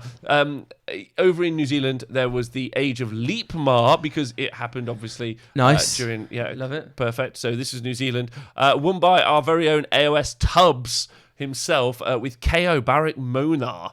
AOS Tubbs in a very tough What meta. was in his list? What was in his list? I Say it in New Zealand accent. didn't get it. That's my New Zealand accent. But I'll find it and I'll include it in the show notes. Then in second place was Zinch with Eternal Conflag, and in third place was Daughters of Cain with Why Hagnar. is everyone going for Eternal Conflag? That's just not host duplicitous. As a long-term Eternal Conflagration player, Host I am really upset that you said that. Why wouldn't you want to take Eternal Conflag? duplicitous. Yeah, but that's because you take Archaon. Oh, it's so good. When I take 15 Flamers, I really want to go No, because they're my battle line. you're still wrong. Okay. All right. Okay. So on with the main topic of the show. Yeah. You missed out poor old eggs. I didn't. I intentionally left them out. Oh, poor old. You're being all emo like that again, are you? No, they wouldn't give us the data. So you're not gonna you don't play ball, you don't get ball. Oh, right, okay, fair enough. That is fair. I was The like, data not public. yeah, Yes, it and was. when asked, wouldn't give it. So Well, they made it public. What are you going on about? no. Well, there we go. You're being emo again, aren't you? I'm not. Right. Got that another I played arrow in them- your back. Take it for the team. Apparently, Tough Lucky says I played some Fire Slaves for a bit and I just started you on in, so I think we all agree. Now, next up, our Archaon rundown. God, wait, what is the time? It must be about 11 o'clock. It's been ages Oh, because it feels long. well, yeah. I'm sorry, but you've been you wanted to go on. You wanted to talk about your event. Oh, that was good. All right, me and Mark are about to, in very fast fashion, tackle It's the only- most challenging war scroll in the game. Oh, it's so good. All right, so quick, because we need to talk the narrative very quickly. Quick narrative He's fucking badass. for Archaon. He's the Lord of the End Times. So here we go. Classic rundown. The market, it's at 116. If you want to just fast forward to that, I should write that down somewhere. I didn't bring pen and paper. Okay, so narrative. Do you know his narrative for Archaon? Archaon. He destroyed. He's actually, when he destroyed the old world, it was only sort of by luck that he nearly got beaten, didn't he? What do you mean? He nearly got beaten at the end times. It was only Manfred who was basically... It was only thanks to Manfred. Yeah, 100%. Great. I mean, I really enjoyed that narrative. I don't believe you for some reason. I just simply don't it was just believe like, you. how do we make sure Archaon wins? Well, Manfred doesn't get the power, so yeah, he doesn't let anybody have it. Then yeah, sure, that's exactly what he did. Well, okay. Well, so yeah, Archaon destroyed the old world. Yeah. Thanks to a last minute save or assist by Manfred himself, and then the new world, all the new worlds were created, and then at some point after a while, Archaon's attention was once again brought to the mortal realms, and then he invaded with a giant chaos host, took over the place, made Sigmar lose Galmaraz, and effectively the most important victory that he achieved was he took over the 8 points. So there was a place. So no one knows who made the realm gates in the mortal realms. The new Seraphon lore says that they think actually it was the old ones who made the realm gates. Ones, definitely. Exactly. So 100%. Agreed. So inside there is like the 8 points, and there's the giant realm gates that lead to each of the realms. And he made his city, so the 8-point city. Well, it's not called that now. I'm forgetting it because I'm Russian. When it comes to sort of like AOS lore, I'm just not as hot on it. Maybe because I'm in my head. Have you actually tried to read it though? No. There aren't any. There aren't many. No, I say many. I'm going to look for AOS podcasts because I struggle to read. Okay. Like I can't sit down and read a book. Even like the lore in like an army book, like the lore bit, in the small bit of lore that you get, I struggle to read that. My mind just doesn't compute. I have to listen to it. So that's why I quite listening to lore videos and stories and audiobooks to listen to it. When it comes to AOS, it hasn't got me in, but I've not actually sat and listened to it. So well, there's some like not to be that guy, but there are some audiobooks available from Audible for the AOS narrative. And one of the things that so how many of the Horus Heresy books have you read or listened to? 33. Cool. And you like the Horus Heresy narrative? Yeah. How much of the AOS books have you ever listened to? One. Yeah, that's my point. Like, whereas and it's the Gotrek one. Yeah, and they're like which is more of a just sort of like a little adventure. And there are some genuinely good Age of Sigmar like books out now. Yeah. In fact, actually, they really stepped up as of a couple of years ago, some of the books that have come out. So the narrative's getting better and better. Whether or not, I don't know, whether or not you're like super obsessed with narrative, there is the narrative in the game. A lot of people, I think the problem is there was that bit at the start where all of us were like, oh, this is pretty crap. And it was, admittedly, pretty crap. But now there's genuinely some good old story that you can get involved with. So that's pretty cool. Yeah. Anyway, we've quickly found out what Tubbs' list was. Also, our screens seem to be going a bit jerky, so I apologise about that. But I think our audio's okay. If everyone could just double check for us. Tubbs' KO's list was Barrett Mornar, Navigator with Gale Stave, Chemist, General, 20 Archanaut, 10 Archanaut, 900 Riggers, 10 Gunstruck Thunderers, a Gun Hauler, and an Ironclad as well, and the Iron Sky Command Battalion. Anything since AOS 2.0 are generally good, says Opt Woodrow. Before that, though, product description, novel, mark, times 20. Do you know what I'll do? Is for next week, because obviously there's several about him, but what I will do is I'm going to get all of the AOS books, and I'm going to roughly write them out and just be like, have a quick scan through for next week. It'd be fun. Interesting to know where they are. I'm gonna. The battle tomes are all right. I'm gonna sort of do some because there are some great YouTube lore writers out there who write AOS 40k lore. I've not really done much AOS lore, so I might actually do a bit of digging on that. Okay. Yeah. Are we still a bit jerky? Yeah, I'm sorting that out. Don't worry, I'll fix it. Honestly, totally worth it when you get around to it. Okay.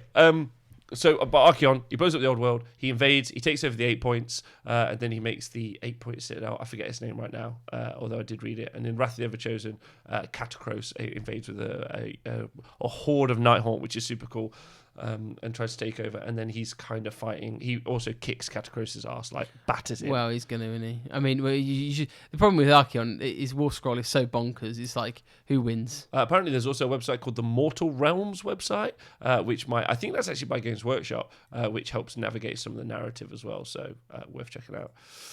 Okay, so that's his. He has got a bunch of items, which is in his War Scroll. Which are special items, Archaon. Oh, yeah. I've got his War Scroll up here. Do you want me to go through it? I do in a second. I'm just talking about the narrative really quick, which he used to collect. Yes. He's got his giant mount, obviously, a Chaos Demon that it's got, that's made of the souls of a bunch of different greater demons that came for him. Yeah. Dorgar. Dorgar, yes. But finally, very quickly, you painted a beautiful Archaon, as have I. It's in the painting studio in the corner. I'll show you later. Yeah, I want to see it. And we could do a live reactionary video. Yeah, exactly. So my question is what's it like painting a model so big? Because it's easily one of the biggest models you can buy, apart from the. Yeah. I did it in bits. I see people glue it together, I guess it depends on the quality of the paint job you want to do to it. If you're just going to contrast it, glue it together and bash, just contrast it up. I did it the body, so without the wings, without. Did I even do the legs? Yeah, the arms and the legs and the tail were all together as a piece. Then the wings were separate, the heads were separate, the seat was separate, Archaon was separate, Archaon's shield was separate, Archaon's sword and helmet were separate. So I painted it in bits and then glued it all together. Yeah. And that, I mean, the wings themselves are huge. I think I spent about 2 weeks. I did it for South Coast GT last year. I think I did actually, and I think I spent a good 2.5 weeks just solidly on him, just getting him done. Just being it's an outrageous model. Terrified me. The only thing I've got to say about it as a model, I think it's beautiful. Obviously, the only thing I've got to say, I just really dislike how he is on his tail. I've never liked that, so I mounted mine on top of. A piece of scenery. I mean, I've seen. I think Tim Fisher's done a really good mount on a building, and I've seen a couple of him mounted on a building, and I think he seats really well. Yeah, he's got a foot up on a knee that it does look like he should be on a building. Yeah, he should be mounted on some. Even if you build I don't know, a big bit of milliput and build it up. Yeah. It does look like it, but it does when you look at him front on, he's amazing. You look sideways, he's quite thin. Yeah, but it's fine. Who looks at models sideways? I think he's a fantastic model, genuinely fantastic, and I'm hoping so it's daunting to paint definitely, but that's only if you go into a tournament. I just have to just get on with it. It depends on the quality you want to paint. I mean, I've seen some people paint the top-notch quality ones, but then just a bit of contrast, or even airbrushing wings and stuff like that. 100% not contrast, but yeah. But you can get away with it. Pretty, he's such a good model. Yeah, so right. good. Sweet. Yeah, and also the actual Archaon bit. You're really painting Drogar, yeah, and Archaon's really you've spent minutes Archaon on himself, that. He's badass. His model is awesome. Yeah, agreed. Himself. Agreed. So it's a cool model. Yeah. Twitch chat, what are you rating the Archaon model out of 10? I know it's been out a while, but I wonder what everyone rates it. It has been out ages, isn't it? It has. What do you rate it as? I think it's borderline one of the best models they've done. You actually think so? Yeah, I do. Okay, because it has been out 4 years now, because it came out with the third battle tome in Age of Sigmar. Which was the Wrath of the... It was just called Everchosen. Yeah, Everchosen. Yeah. Everchosen. So we got the Varangard, we got Archaon, we got the Gaunt Summoner on disc with all of his little familiars. Although the familiars might have come out in Silver Tower, and then Varangard were unplayable for the rest of time. Yeah, and still are. Yeah, we go. Thank you. And Tomb King Tristan has just linked that link to the Mortal Realms website, which looks pretty sweet. So we'll check that out more in the future. Okay. Dragon 9, Archaon 4. Jimmy's given it an 8.5. At LOTM this weekend, Archaon and Varangard won Best Painted. That's the kind of awards they win, says Grobda. Yeah, they're very impressive. I mean, the Varangard models are awesome. Incredible. Right, so let's talk about Archaon in the game. So this is probably going to be, if not, it's probably the most challenging model you could talk about as a rundown. So I'm looking forward to this. It's going to be complicated. Let's talk about Archaon just flat. Let's talk about his war scroll before we go any further. So he definitely got a buff. He got massive amounts of buff. Went up by 200 points. I think he's appropriately pointed. I think he's and the additions they've done to him kind of take away some of the randomness. So what you've got, so he went up 2 inches on his move. So he's moved 14. Which is huge. Massive. But one of the reasons I think that's so big is because obviously normally, well, it used to be every battle plan was 24 inches apart. Some aren't now, but more importantly, it gets you closer to a 10-inch charge with some bonuses is a lot more savable than that 12-inch charge. So it means he might be able to run across the ball in that first turn and get in your face. I think also because of the size of his model, I think he needs that. Yeah, because of his 12 base. Inches. Yeah, because his base. So I think that was a move I wasn't expecting. But you think it's a good one? Yeah, agreed. Yeah, definitely. So he kept his 3-up save. He's kept his 20 wounds and his bravery 10. So his Slayer of Kings, that was appropriately went up to Ren 2, originally only Ren 1. Speckles in the chat wants to point out that Catacross's sword is Ren 3. Awkward. Yeah, but it doesn't eat souls though, does it? What's damage? Catacross's damage sword? Like a 3 or something.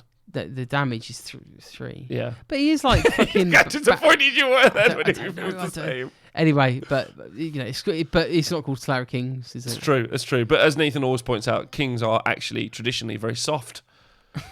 Like they're just humans normally with a crown, very Yeah. easy to slay. Yeah. Yeah. This is true. But this is a fantasy land of dragons, so Nathan needs to learn that, doesn't he?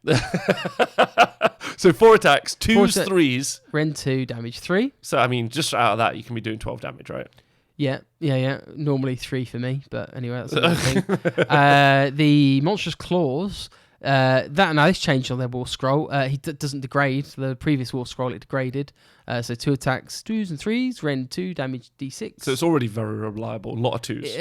It was also Rend 1 before, so it's now in line with the Dragon Bite, but just better. It's the Rend and the damage is in line with the damage. Then the Slashing Tails, which is just this crappy attack, 2d6, 4s and 3s, no Rend, damage 1. And its heads, that hasn't changed. 3s and 3s, Rend 1, damage 2. Oh, wasn't there a stage where it was different? No, that was the not the Manticore, the Chimera. They had different head attacks, but this is the same. 6 attacks, 3s and 3s, Rend 1, damage 2. So, I mean, overall, not bad. You could be doing 12 damage out of that, 12 damage out of the Slayer of Kings, and then you could also be doing, the average is 7 on 2. He's got, what's really interesting to look at is he's got big attacks which punch for armor and kill characters, and then he's got the 6 in the other attacks, which is low rend, but sort of to help deal with hordes. I think the first thing I look at, obviously, is that 3-up save with 20 wounds, and I immediately go, so he's 800 points at the minute of recording, and so I immediately think, okay, I'm just going to make it so he never dies. That's my first thought. So, right? okay, so I've got really, my experience with Khorne and Tzeentch on that level I'll go into later on. So I think we'll that approach the allegiances separately. I think that is key because 20 wounds with 3-up save is good. It's not on his own with no buffs. You can't just run him forward and go, come get me, because 3 heals will go in, kill you or whatever. Yeah. Quite comfortably. 30, 40 grots. Or whatever. 3 plague monks. 2.5 plague monks. The third one split his attacks. Yeah. But he's got some abilities, right, which make this all very different. So he's got the armor of Morcar. Now, I believe this got a buff. It did. Because it used to be a 5-up mortal wound save. I believe. Don't quote me on that now. But yeah, it's a 4-up save to mortal wounds, which is just Dajin, thanks for subscribing. which is just so good. Just like mortal wounds, it just happened. But on top of that, which model? So him being the Everchosen on a 4-up, he just ignores the spell. Yeah, so he ignores mortal wounds on a 4 or 5 and on a 6, but if you also roll a 6, you reflect a mortal wound back, so that's massive. And then the Everchosen rule is he ignores spells on a 4+. So yes, my experience with him is that people just don't bother. Some people do, like an endless spell, but to actually just cast spells at him, people just, it's not worth it. Yeah. The likelihood is you're going to either save it to the mortal wounds, or you're just going to do a couple of mortal wounds. So which is one of the ways of taking out these characters with good armor saves is to punch through with a bunch of mortal wounds, and you're not doing it. No, you're really not doing it. And being, I'm pretty sure the old war scroll was on. He used to have a 5-up save to mortal wounds, not 4. Yeah, it did. Yeah. And that in itself is huge. His Crown of Damnation, that got changed as well. Now it's again, he's more rigid now. Before it was like you used to pick a unit to make them, but now it's just add 2 to bravery characteristics of chaos units higher than 12 and -2 for enemy units within 12. So before you had to pick one unit and -2 or +2. Now it's just everything. So it's just a lot more open, and it's simpler to do as well. Yeah. I mean, his war scroll got simplified, even though he's got a lot of rules. It's a lot easier. Now, the one that we all know about is the Slayer of Kings, which is the most exciting rule that he has. now, this got a debuff. This got worsened because it used to work on heroes and monsters, and now it only works on heroes. But 6, you're dead. That's 2/6 on a to wound roll of a 6, right? Yeah.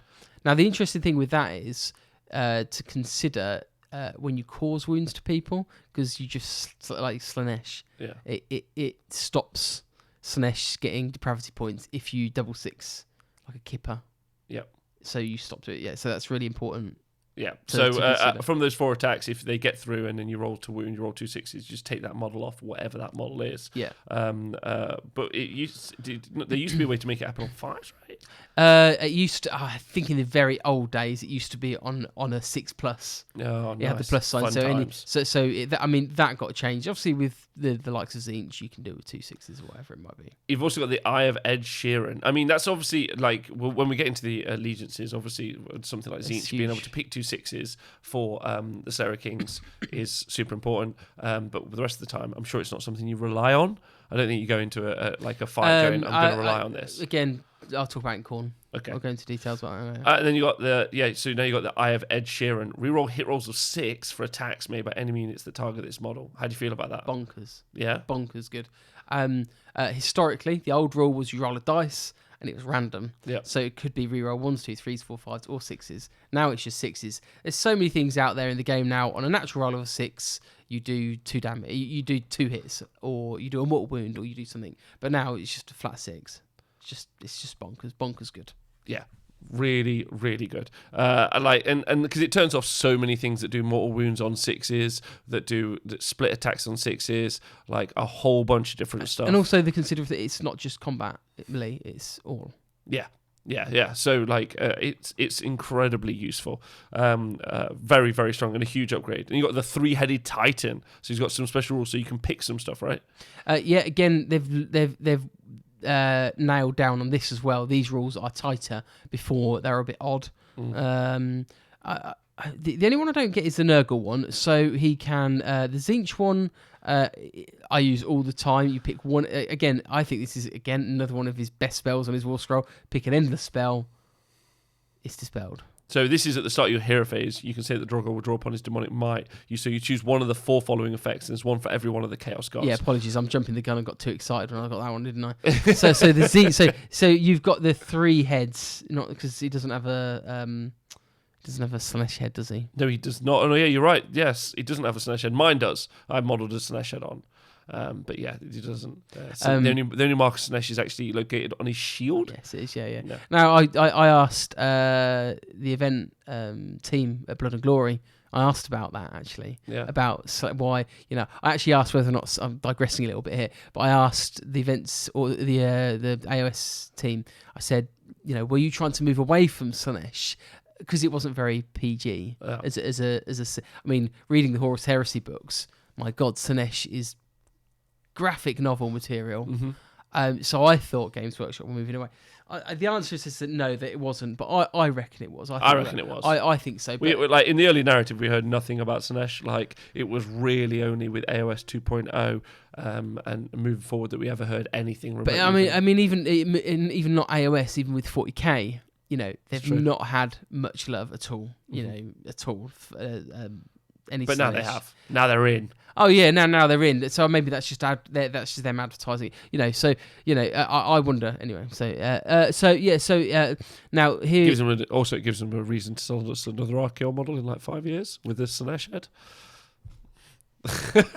Just that addition. I mean, they have to make money, right? Yeah, they do. So you pick one enemy unit. Another one is pick one enemy unit within 12. Roll a dice on a 3-up. You suffer D3 mortal wounds. Or the corn one, bizarrely, does he eat skulls? He eats the blood, I guess. Drinks the blood. You heal D3 wounds. That's the weird one. I would have thought the Nurgle one heals D3 and the corn one would have done D3. But yes, surely that one's important, right? Healing D3 wounds a turn. They are all important. Okay. I would say I use the I don't understand why the Nurgle one works on a 3-up. I would have just thought, in line with all of them, you do something, it works. So on that note, the mortal wounds one, You can tell you've been playing Zinch recently. Having to roll dice triggers you instead of just choosing why them. bother rolling dice?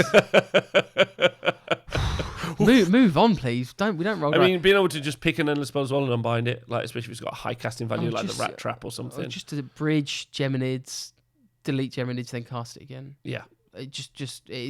I think I used the healing one and the deleting the endless spell. The most. The most, just so you can recast it and redeploy it basically from a previous turn. And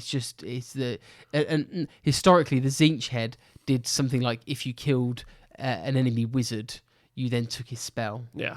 And it was just It was rubbish. So it's proper good. His next ability, Warlord without equal. You get a free command point at the start of every turn. Pretty decent. Yeah. Like we just talked about, we've seen players spending 100 points just to be able to potentially do that ability on a 4+.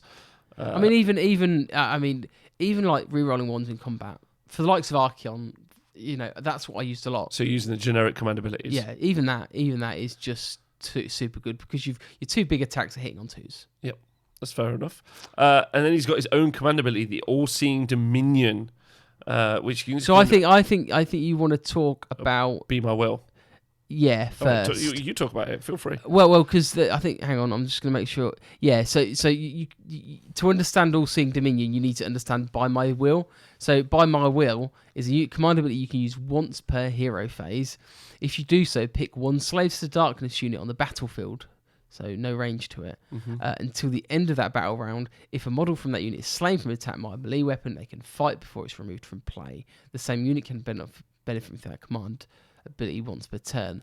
So the likes of Marauders, 40 Marauders you pick up, you're re-rolling hits and wounds, and then when they die, they get to fight again. So it's super good for Marauders. Now the All-Seeing Dominion, if your opponent uses a command ability, you can use the All-Seeing Dominion command point. Now you roll a dice on a 1, it's wasted, and you lose your command point. Anything else, the command point that you spent is unspent, and you can use that My Will Be command ability for free anywhere on the battlefield, and if you've already used it, so you can have it activated multiple times. So you can stick it on just a bunch of different units, yeah, knocking around in your opponent's turn. So he moves forward, or he does a bunch of command abilities, and then you're like, cool, that unit of Marauders is now, if you kill it, it's basically got Death Frenzy. This unit's basically got Death Frenzy. Yeah. Archaon's got Death Frenzy, and it's not cost you anything. He's just getting it. Super awesome. Yeah, properly good. Yeah, and I think, hang on, you can use it if you do so until the end of the battle round. So actually, if it's in your battle round, because it's the end of the battle round, if you're on the second turn and you use it, it goes away. But so you can use it in your opponent's next turn. Yeah. So that's so really good, and I'm sure you just constantly have that on Archaon himself, just in case anyone nukes him. I never. I've used him once with Zinch, and he never died. Okay. To be fair, he never came close to dying. Yeah, we'll talk about that in a bit.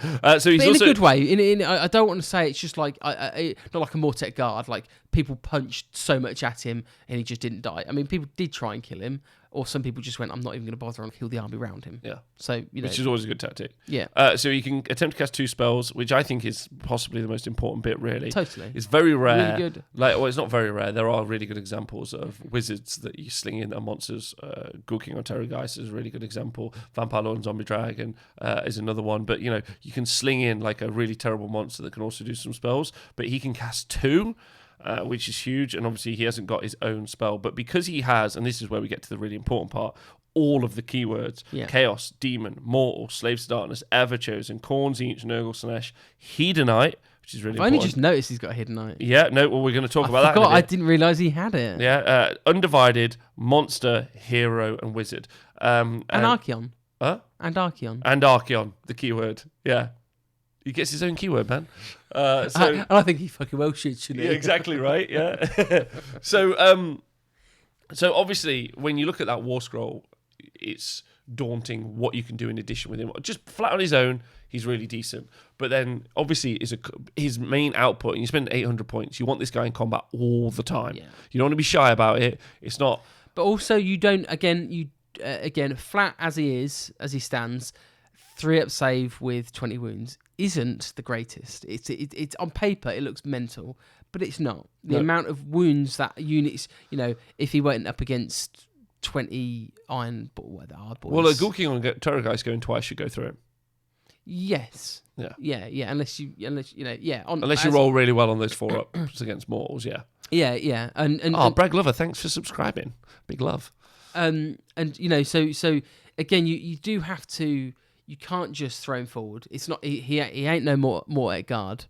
You need to think about his positioning because you've spent 800 points on him, so you've got to be careful about where you put him. So if you commit him heavily to one side of the table, it's going to take you 2 or 3 turns to get to the other side, and at that point, So you got to be careful about that. He is 800 points, so he's also, nearly half your army. And he also doesn't have like he has good output, but he doesn't have the guaranteed output to clear wherever he goes into. No, not at all. So there are turns that you can whiff. So I definitely think that, unfortunately, even though he's 800 points, it's about how you can improve what he does. Yeah, and you can't. Again, we'll go into damage output in a sec, but depending on what allegiance you have, is reliant about what he can or can't do. So as he stands on his own, his damage output is solid. Yes, solid, but needs improving for his points. But he's not. Again, I think he's pointed right because the allegiance abilities give him extra buffs to make him better.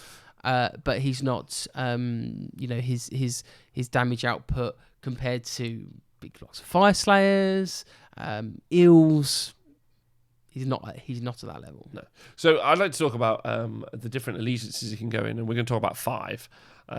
So obviously the 4 Chaos Gods and also Saves to Darkness. Descendants as well. Pardon me? And Ascendants. And Ascendant as well, but we touched on that a little bit. And sure. I think it's not as interesting. No, although it is still interesting, absolutely. Now, some of them, like, there's lots to talk about. Like, Khorne's actually fairly involved. There's a lot to say about what he can do in Khorne, but really, I would argue not. For me, the one that I was trying to find it where I've put it. I don't know why I don't see him in Slaanesh. Now I get it. Before you wanted all your keepers because you had your ability to roll your 3+ or 2+ as it was previously. Obviously now it's a 2+. Now it's a 3+ for your locus of diversion. And so you would have a keeper over Archaon, because for Archaon you could almost get 3 keepers, which was that many wounds and depravity. Yeah. It would be all of those locus diversions, stopping stuff from hitting. So I've not actually sat down and done a Head Knight list. Well, so for me, like one of the things that so he can go inside. So you almost always see Godseekers, and you and apologise to anyone else that says that you don't. And then you almost see Supreme Cyberites, which is 0 to 6, I think maybe. Slaanesh Heroes or something like that, which is their battalion, so they can get down to a very low drop. But Archaon can go in there because he's a Heat Knight's hero. And then the always taken Keeper of Secrets with the Thermal Rider Cloak is the perfect backup for the Archaon, right? Because he's there with his command point. Or the perfect sort of push that keeper forward, deal with that, and then Archaon will come and... Well, I just think you push them both forward because number one, he gives Archaon piling attack twice. Yes, yeah, totally. And that's the thing that I really want. Like, that's the thing that I see from the Heat Knights book. Well, so what is it? Command ability to pile in attack twice? Yeah. Okay. So Khorne has that as well. It does, and he can as an innate slaughter host. It does, but one of the things that Khorne lacks a little bit, I think, which is really good. Which you also get inside Slaanesh. So piling attack twice, Slaanesh, fantastic. He's also a huge source of depravity. He's 19 depravity points, is Archaon. Also, when he heals D3, that's another 3 depravity points a turn. But you also get a bunch of very cool stuff from Slaanesh, which you don't get from some of the others. And specifically is the spells. So you've got Boon of Damnation, which is one of the spells. Casting value of 5. You pick a friendly Heat Knight's hero, Archaon, within 6 inches of the casting, you can heal 1 wound allocated to that hero. If the casting roll was a 10, you can heal D3 instead. So 1 to D3. So that D3 that you could choose, plus 1 to D3. There's also another heal spell. So you've got Progeny of Damnation, casting of 7, heal 1 friendly Heat Knight's hero within 6 of the caster, visible to them for D3. So this is a different D3 spell. So now we're talking 3D3 potentially. But if you roll a 10 plus, you heal D6 instead. Mm-hmm. Now, I'm not really one for thinking life tanking is particularly good in the game. But again, if you're using Archaon to generate depravity, be in combat, pile an attack twice, and a whole bunch of other... I really like it. I think it's decent. I think this is where my if I'll be honest, like my knowledge of... Because the reason I've never really done it is because historically, and I've just realised this now on the show, that he's got the Head Knight, whatever how I pronounce it. Keyword. Yeah. Now I've not ever looked in because I've noticed in the Hosts of Slaanesh book you've got so many. That's the keyword, isn't it? Yeah. Head Knight, and he never had that, so I've never really sat down and looked at it. I will now. I mean, also I've never looked at it because I don't have any of those models, so it's never sort of it's never attracted to me to it. But it's quite. I've always thought there's some kind of. Would he get the? If you roll a 6 to hit, you get an extra. Yeah. So for the likes of Slayer of Kings, you roll 2 6s to hit. At that point, you've then got 6 dice to roll 6s for the Slayer of Kings, fighting twice. So yeah, he's definitely, he's definitely up there. I mean, I think also for a very fun beers and pretzels, push it in your mate's face sort of army. Like it's a bit offensive, but that pile and attack twice on Archaon's pretty scary. So it makes him. So I mean, segueing in then to the core list. I know you spoke about stacking in Khorne, and it's a bit more straightforward. However, I mean, one thing I was thinking about, like on my way here, was actually you have to balance what you can stack with. Now, I've had a number of conversations with Darren Watson about what you can do with Archaon, stacking stuff with him. Mm-hmm. Now, you can go to the absolute nines, stack the world on him, and make him an unstoppable killing machine. 2 war shrines, rerolling armor saves, all the lot. You can do so much with him. But the big but is if you pump too much into the buffing, you're then taken away from the rest of the army. Yeah, you don't have the rest of the army. So you really got a balance with him, with any army. army. Yeah, but that's not really praising your king and lord of the end times, right? Like, you should be putting all the points into buffing up the bad boy. If you want to play that, right? That's good. Yes. But you have to balance model count. Because model count, obviously, you got one model worth 800 points. You then have to go, well, have I got enough models on the battlefield to control the battlefield, have multiple threats on the battlefield, and also hold objectives. So they are the sort of the key things. Although you can talk about all of these buffs that you can do on them, they have to synergize. Oh, no, agreed. But the Flying Keeper of Secrets is already a terror. Yeah, making him pile and attack twice, and then Archaon pile and attack twice. That's not a particular. I mean, it's 1,200 points. That leaves you 800 points for bodies on the board. Yeah, to run around. These are just some other things you can do. Yeah. But for me, I'm like, lol. That's just a hilarious one shot. Like you're going away for a weekend with the beers with the lads. You're like, what you can do is like, I'm going to throw these two things at people and see what they can do. So the ability to, like we talked about this, the ability to heal potentially 3 times inside Slanesh as well is a lot of things that people don't see, and also the bonus for depravity. So there's a lot that you can take away from. I think if you took them in a Hedonite's army. So then one of the other ones that we don't, that again, I don't know if you've got tons of experience with. So we'll talk about that like now, and then we'll go into the stuff that I know you've got loads of experience with. Is Nurgle? I know I've done. Again, Nurgle have got old book syndrome, so I think we have to start from that foundation. Yes. So comparatively, it's going to be unfair. However, you have got the wheel. That will help him. So yeah, but you can get so you got the wheel plus 2-inch movement when you are on the wheel. So the cycle of contagion, heal D3 from the wheel. You also get +1 to wound from the wheel. Also, the terrain piece, Feculent Nullmaw, is going to give you run and charge. Yeah, and again, you're because your base is so big, you can go 14. You can get the +3 on that dead easy for where you want to go. So he's quicker in Nurgle. There's a run and charge. Yeah, 14 inches run and charge. Woohoo! Exactly. And then there's I think it's a Harbinger of Decay, I might be wrong here, to give a mortal Nurgle unit a 5-up, feel no pain. Yeah, we'll get onto the Slaves to Darkness stuff in a moment. No. This is Nurgle book. Oh yes, yeah. No, sorry, I have. So you've got that buff with him. The Harbinger of Decay. Yeah, the Harbinger. Yeah, so you've got that sort of, and you've got some of the old Nurgle stuff, like the -1 to armor save, so you can support. Who's the so you've got Festus who can heal D3 if he's within an inch.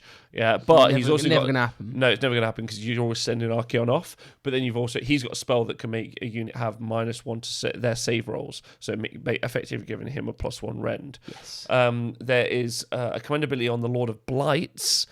Which will make Archaon -1 to be hit, which is cool. There's Orgot's Demon Spew's got a command ability, which you can reroll wounds as a command ability, which is kind of cool. I think you again going into sort of like those abilities. Unfortunately, they're command abilities, whereas you can do things like get Slaves to Darkness Wizard in, who can do that as a spell. Yeah. Or a War Shrine that can have the Nurgle. But to quote my friend Simon Parr, it's always like the thing about a command ability is you can always do it as long as you've got the CP, whereas Unless you're playing Catacross, he always nicks your fucking command points, dick. Just all the time. Like they're like, it's a 4+. I'm like, no, it's a 2+. I won't stop nicking my command points. But spells are at best not something you can rely on, right? Yeah. So you have to be cautious. Now, I think the strength with Nurgle to with Archaon though is when I talk about bodies. So the problem you have with Archaon is that you lose so many bodies for the army. However, with Nurgle, what you then have to look at is big blocks of plague bearers. So then you've got your bodies.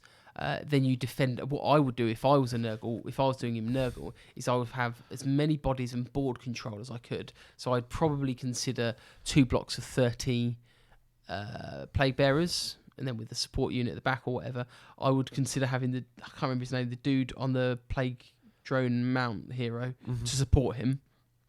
I think he's the one with the feel no pain. Lord of Afflictions. Yeah, I think he's the one. It's not him. It might be.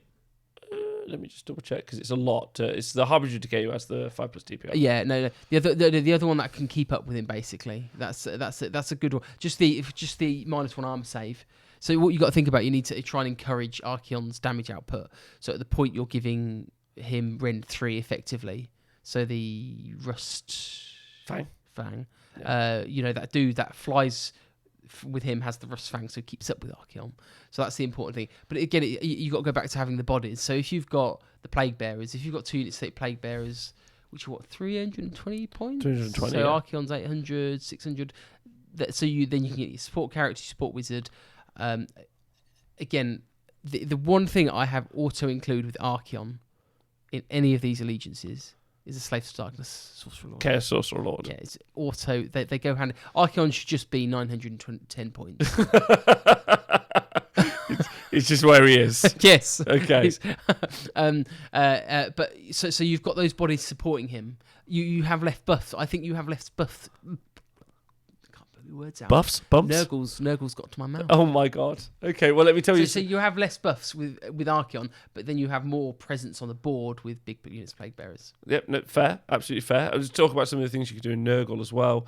So we talked about the wheel. Now, obviously, because of the Wrath of the Everchosen, but you can actually put him inside of a sub-faction. Yes. So most of them don't help him in any way, but being in the Munificent Wanderers does.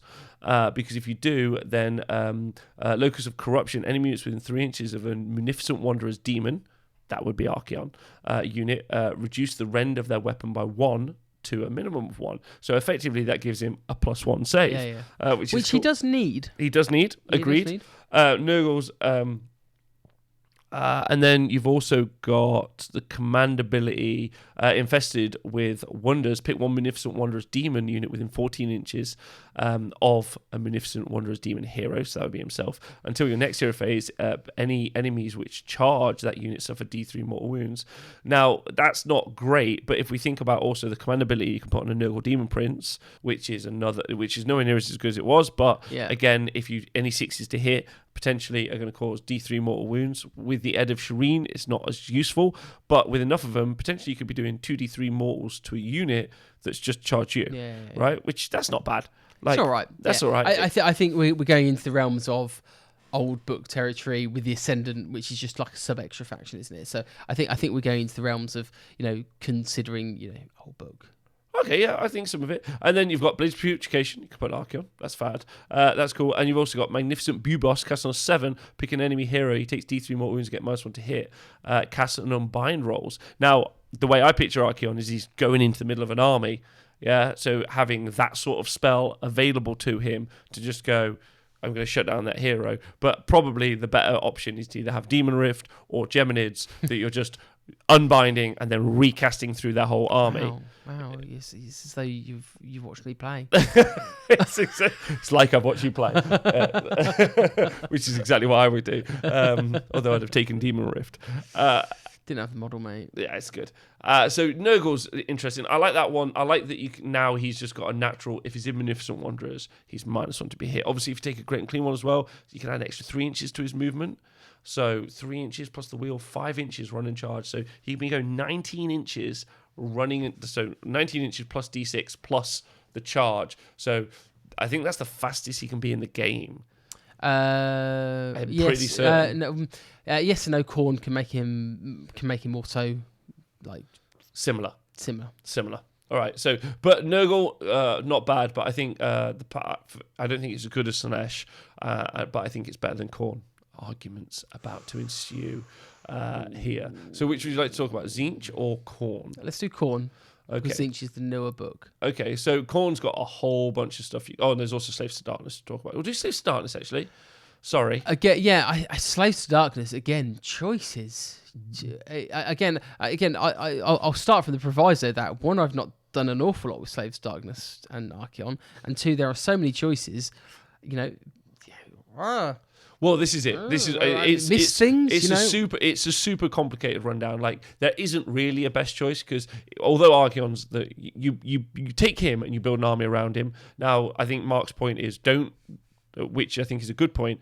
Don't take too many support pieces that then what you're going to do is make it so you don't have enough of an army to go and play the objective game. But at the same time, like he's 800 points. Is that balance you've got to have a balance there. You've got to be picking the right sub-factions and the right spells to support Archaon because he's there doing the work, right? So with that said, with a bit of Archaon. So the options with Archaon then, you've got the 3 factions. You've got the Spoilers, Ravagers, and then his own host. You do. We haven't even got to there yet, really. No. Because you've obviously got the battle traits that you get from being in Slaves to Darkness, obviously. So there's Aura of Chaos Power. Slaves to Darkness heroes can grant an ability to friendly Slaves to Darkness units, which have the same mark of Chaos as them. And obviously that also would include themselves. So Khorne reroll hit rolls of 1 for attacks made by melee weapons, which is good, but because he hits on 2s. No, it's still needed. Yeah. My experience with him, especially at Sheffield, with Khorne in Slaughter Hosts, he's got the reroll 1s as base.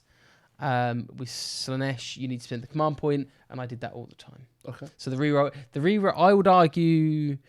In some ways, because in Khorne you can get rerolls to wound, and in Slave Darkness you can get rerolls to wound, hit and wound anyway. But one could argue the reroll 1s to hit is more important than the rerolls to +1 to wound. Before we move on anymore, Matani would just like us to consider the following: Archaon with Hedonites with Slothful Stupor, so an ability to turn off a character's ability to attack, use command abilities, a bunch of other stuff, and Be'lakor, so the ultimate shutdown. Love shutdown games. The only reason I've not done it is people then go, I don't want to play it because I'm not playing the game, and I can get why people won't want to play it. Yeah, it's not fun, right? No. So then Slanesh, obviously 6s explode. Nurgle and modified wound rolls of 6 get +1 damage, and Tzeentch reroll save rolls for 1 for a unit granted this ability wholly within 12. If it's a general, you've got a 5-up optional to ignore spell effects, which Archaon doesn't need. But does it become a 4+5+? Yeah. Wow, hilarious. Inside Tzeentch, you can make it so you can ignore and run 2 4+s. Yeah. I think you're then going into the realms of there's no point doing it because people don't cast it in anyway. Yeah. So I think it's overkill. Now I think the thing we need to time constraints of this discussion point. I think the biggest thing to look at within the Slaves to Darkness is the War Shrine. Yes. So tell us why the War Shrine is incredible. So the War Shrine, incredible. I would say yes, it is incredible. However, I have reservations. Okay. First off, the first thing to consider is the War Shrine has to have a mark. It doesn't. It can be undivided. I was just about to say it can be undivided or a mark. Yeah. But the point is, it has to have a mark. However, the ability it then casts, it can then on a 3er bestow a blessing on the unit they choose to. Now, a Tzeentch War Shrine can can bestow. Thank you. Can bestow a Nurgle blessing on a unit. So the blessing is what the unit has now. Obviously, Archaon has all the keywords, so he benefits from all the buffs that you choose from. Now, but you can only do one. So this is all off the top of my head, but the Nurgle blessing is you can do any Nurgle blessing. So you can do a Nurgle blessing on a Tzeentch unit. Yep. And that gives you +1 armor save. If you have the Nurgle keywords, you get reroll failed wounds. So there's 2 different levels to each buff you get.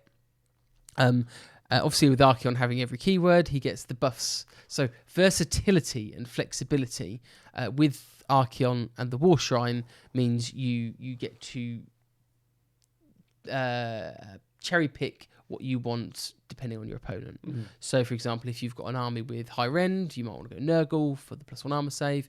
If you've, I think the Undivided one is amazing because that's reroll hits and wounds. It is reroll hits and wounds. I think the Slanesh one is probably a bit rubbish actually. Just looking it up now.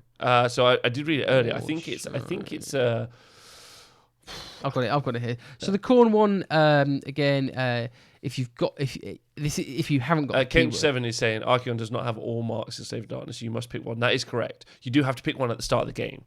When you play Saves to Darkness, he has to pick one. He has to pick one. But does he not have all keywords? He has all the keywords, but he still has to pick. He still has to pick one that's relevant for that round. For that round or that game? That game. For that game. Right. Okay. So yeah. I guess I've never looked at it that way because I've just always done. I've actually just played him in Khorne or Tzeentch, so he's just had the Khorne Tzeentch keyword. Okay, so the Khorne mark, you can reroll hits. No, sorry, that's in addition. So the Khorne, without knowing what mark you've got, you can reroll charge rolls for that unit. With Tzeentch, you get to reroll saves for that unit. Again, amazing. Nurgle reroll wounds. Slanesh is reroll charges. And Undivided is reroll hits and wounds. I think I would prefer reroll saves. It's just like a 3-up rerollable save. Now you can.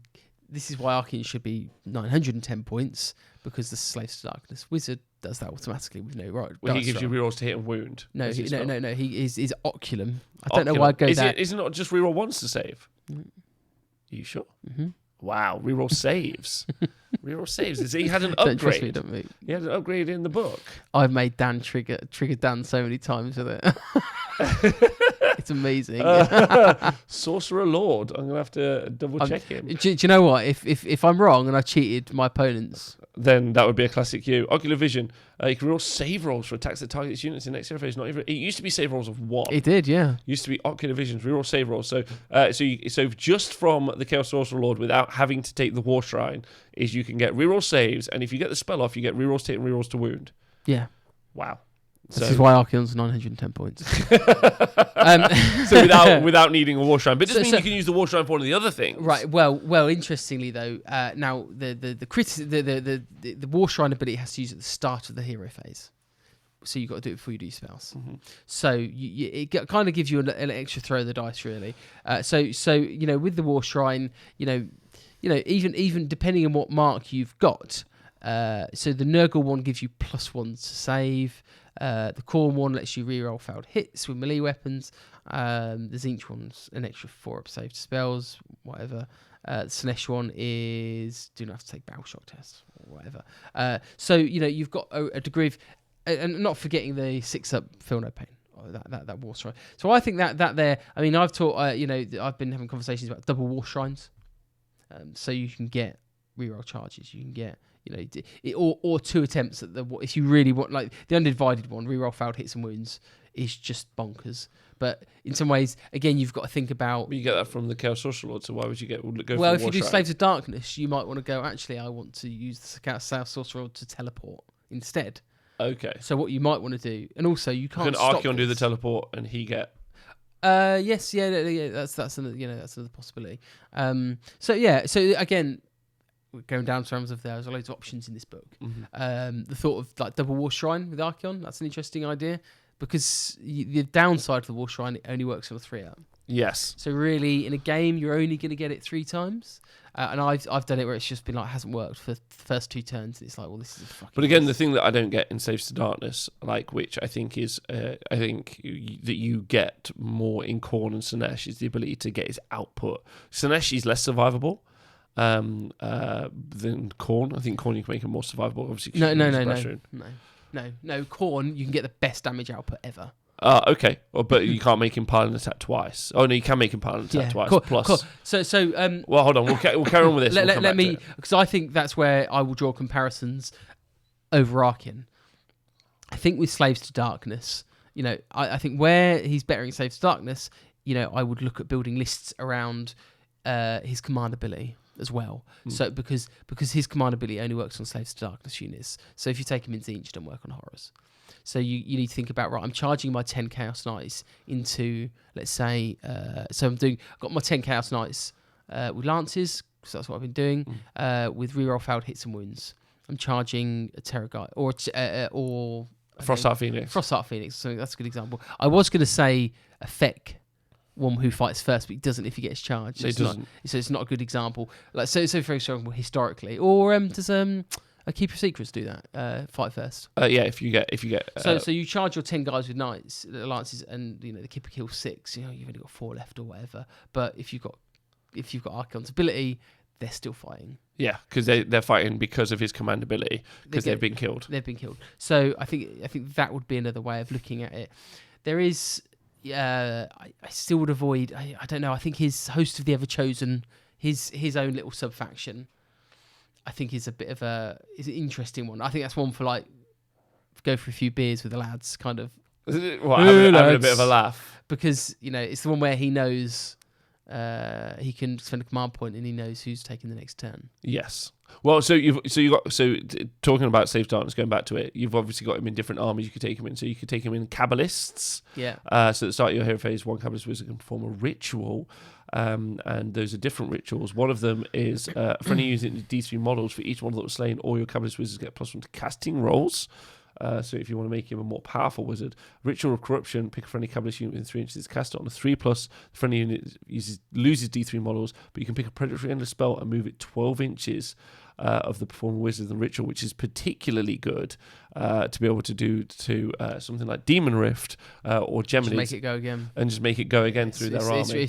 I think the downside... So a Kabbalist Archaon would be quite interesting. It would be, because then the problem with Kabbalists generally is because the wizards get the benefits, they're usually at the back of the board, they're not really pushing forward. Obviously with Archaon, he can then sort of take charge of that. But you've got to then think about, because it works on a 3+, I believe, and then it's affecting a unit near you.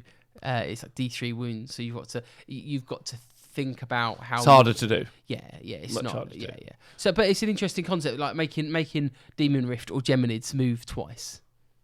It's pretty fun. Yeah, it's pretty fun. Then you've got Host of the Everchosen, which is what we basically just talked about, which is fine and a bit of a laugh. We talked about some of the things that you could do. Chaos Sorcerer Lord from this book.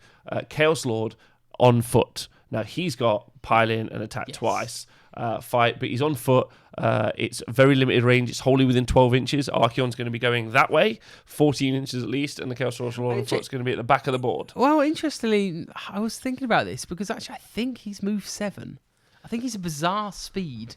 Oh, so what you think? Just command point running him 6, so he moves 13. Yeah, okay. And then effective your range is 26 inches. It's not bad. I don't think it's as bad. Yeah. Again, these are sort of things you have to consider. They're kind of limitations you then have to think about. Then he's going in a straight line. Yeah. I still think it's doable. And actually, the Chaos Lord himself for 110 points isn't I think he's got a Rend 2 weapon. Yeah, he's pretty good. It's a lot. I mean, here we go. Chaos. Oh no, he's got 7 wounds. He's only movement 5. Sorry, apologies. But again, he's 3s and 3s, Rend 2 damage too. But it's 3 attacks. But I thought it's a good build. It's a good build if the enemy's always running towards you. If the whole enemy's going to run towards you, that's fine. What most armies do though, don't they? Most do, but some of the big, like we're going to see all the Iron Jaws and all those guys are running at that book. Yeah. Cities of Sigma aren't. They're shooting us off the board. Tzeentch aren't. They're shooting us off the board. Yes. But Ogre tribes are running at us. Bone Reapers are running at us. Although they've got Nagash, that's a different kind of like shooty element in that list as well. Yeah. And the Crawlers. Awkward. Can't make those 2-up saves. And then, so there's enough stuff now. If you'd have asked me 6 months ago, I'd have been like, nah. Like you can, if this book had come out 6 months ago, I'd be like, yeah, everyone's running at you. Yeah. But now there's enough stuff out there that's KO running around. They're shooting you. They're not running at you. So there's enough stuff now that I think actually there isn't. You need to be running at them. That's why I said. Well, you need to at least have the ability. You can't be putting points in your list just to hope that they run at you. Yeah. I think this is where with the Nurgle list, that's why you need the dude riding a plague drone to be following him to support him with fighting and stuff like that. So inside the Slaves of Darkness, Sorry, though, go back, yeah. fantastic army, fantastic unit. Yeah, I mean, he's got more synergies because of his command ability. I think that, to me, that's what you probably have to think about with Slaves to Darkness above Tzeentch, Khorne. So getting onto the two big hitters now, and also he's actually got access to using their endless spells. And as I've talked about before, Darkfire Demon Rift is obviously bananas good. Yeah, Bananas. So now, if we have missed anything, obviously let us know. Probably have. But, well, we have. It's I'm gonna be honest and say, there's so many options and combos, and like we've brushed over the Kabbalist. Yeah. But actually, that could be bonkers when you look at sort of the command abilities that are in it and stuff like that. And you could. So then, not finally, second last, you've got Khorne. Yeah. Khorne. So there's a whole bunch of stuff. Obviously, you've got Reapers of Vengeance. That's all you have. I agree. Okay, I agree. So, which I think is the wrong way to play Khorne, because it just doesn't win tournaments. It does well, but it just never win. But tell us what Reapers of Vengeance does. So the two key things with Reaper's Vengeance, which is one of the sub factions, which re-roll ones to hit for any Khorne demon. So auto, that in itself is amazing.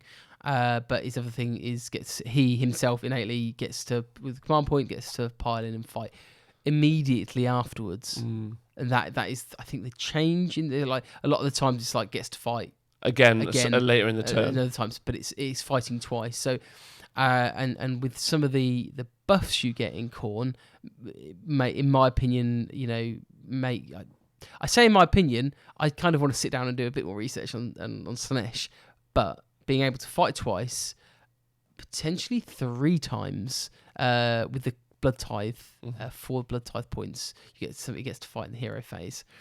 So potentially you can get Archaon fighting 3 times. If you're near a banner dude, he's got +1 attack. Blood Secretor. Blood Secretor. You get +1 attack. And then you've got... That's on all of his weapons. All of his weapons, yeah. But then also the key element to... So most of his attacks are hitting on... His important attacks hitting on 2s. Yeah. Because of Reaper's Vengeance gives him reroll 1s. It's 2s rerolling 1s. But then he's got the Blood Stoker, who lets him reroll wounds. So you're re-rolling everything. And again, that's just an ability. He just points at unit to Bloodstoker. Yeah, there's no roll on that. You don't have to roll it. It just is going to happen. You have to, again, the one thing you have to consider is it's wholly within 8. So it's but you can whip him and run him off. Yes. So, but also the other thing he gets it plus the run and charge with the whipping. So that in itself is important. Now the other key thing to consider is the Bloodthirster of Fury, Fetid Fury. Unfettered Fury. So that's the wholly within 16 with the command ability. Again, you've got a crown you usually give this dude to, which is once per battle round he doesn't spend the command point. So again, it's another command point he gets that you get to pile in 6 inches. So again, you control the way the game is played in combat. So you're basically saying, I'm not rolling dice because I don't roll dice in this game. But you're really going to spend 200 X points for that? What's that? You're really going to spend 200 X points just for that? Yes. Why? Because you're slinging him in anyway. Who? Archaon. No, it's more than that. Right. So this is where I go. This is where I go into defensive mode. Not defensive mode, as in with Khorne. The downside you have with Khorne is the only real defensive buff you have is the +1 armor save. And that comes from a Slaughter Priest. That gives it, again, that's on a 4-up with a reroll if you're near the shrine. So apart from that, the defensive elements Khorne give you are pretty minimal. I know he's got all his main... Bronze Flesh? That's what I'm talking about. Yeah, but it's on a 4+. Yeah. So you need to be near the shrine to get the re-roll. So it's a 4. But that gives him a 2-up save. So that's good. That's amazing. But you don't have the Destiny dice that comes with Tzeentch and other stuff which I'll talk about later on in Tzeentch. In Tzeentch, you can make him practically unkillable. Yeah, absolutely. Treacherous Bond, he's just never going to die. In Khorne, he is definitely more fragile. So the Unfettered Fury ability to let you pile in 6 inches lets you control the way the combat works out. So you go forward and you just go, right, so Archaon's going forward first, fighting twice. Oh, then my Bloodthirster's going and fighting. And so your opponent isn't having you're effectively getting your whole army to fight before your opponent gets to swing.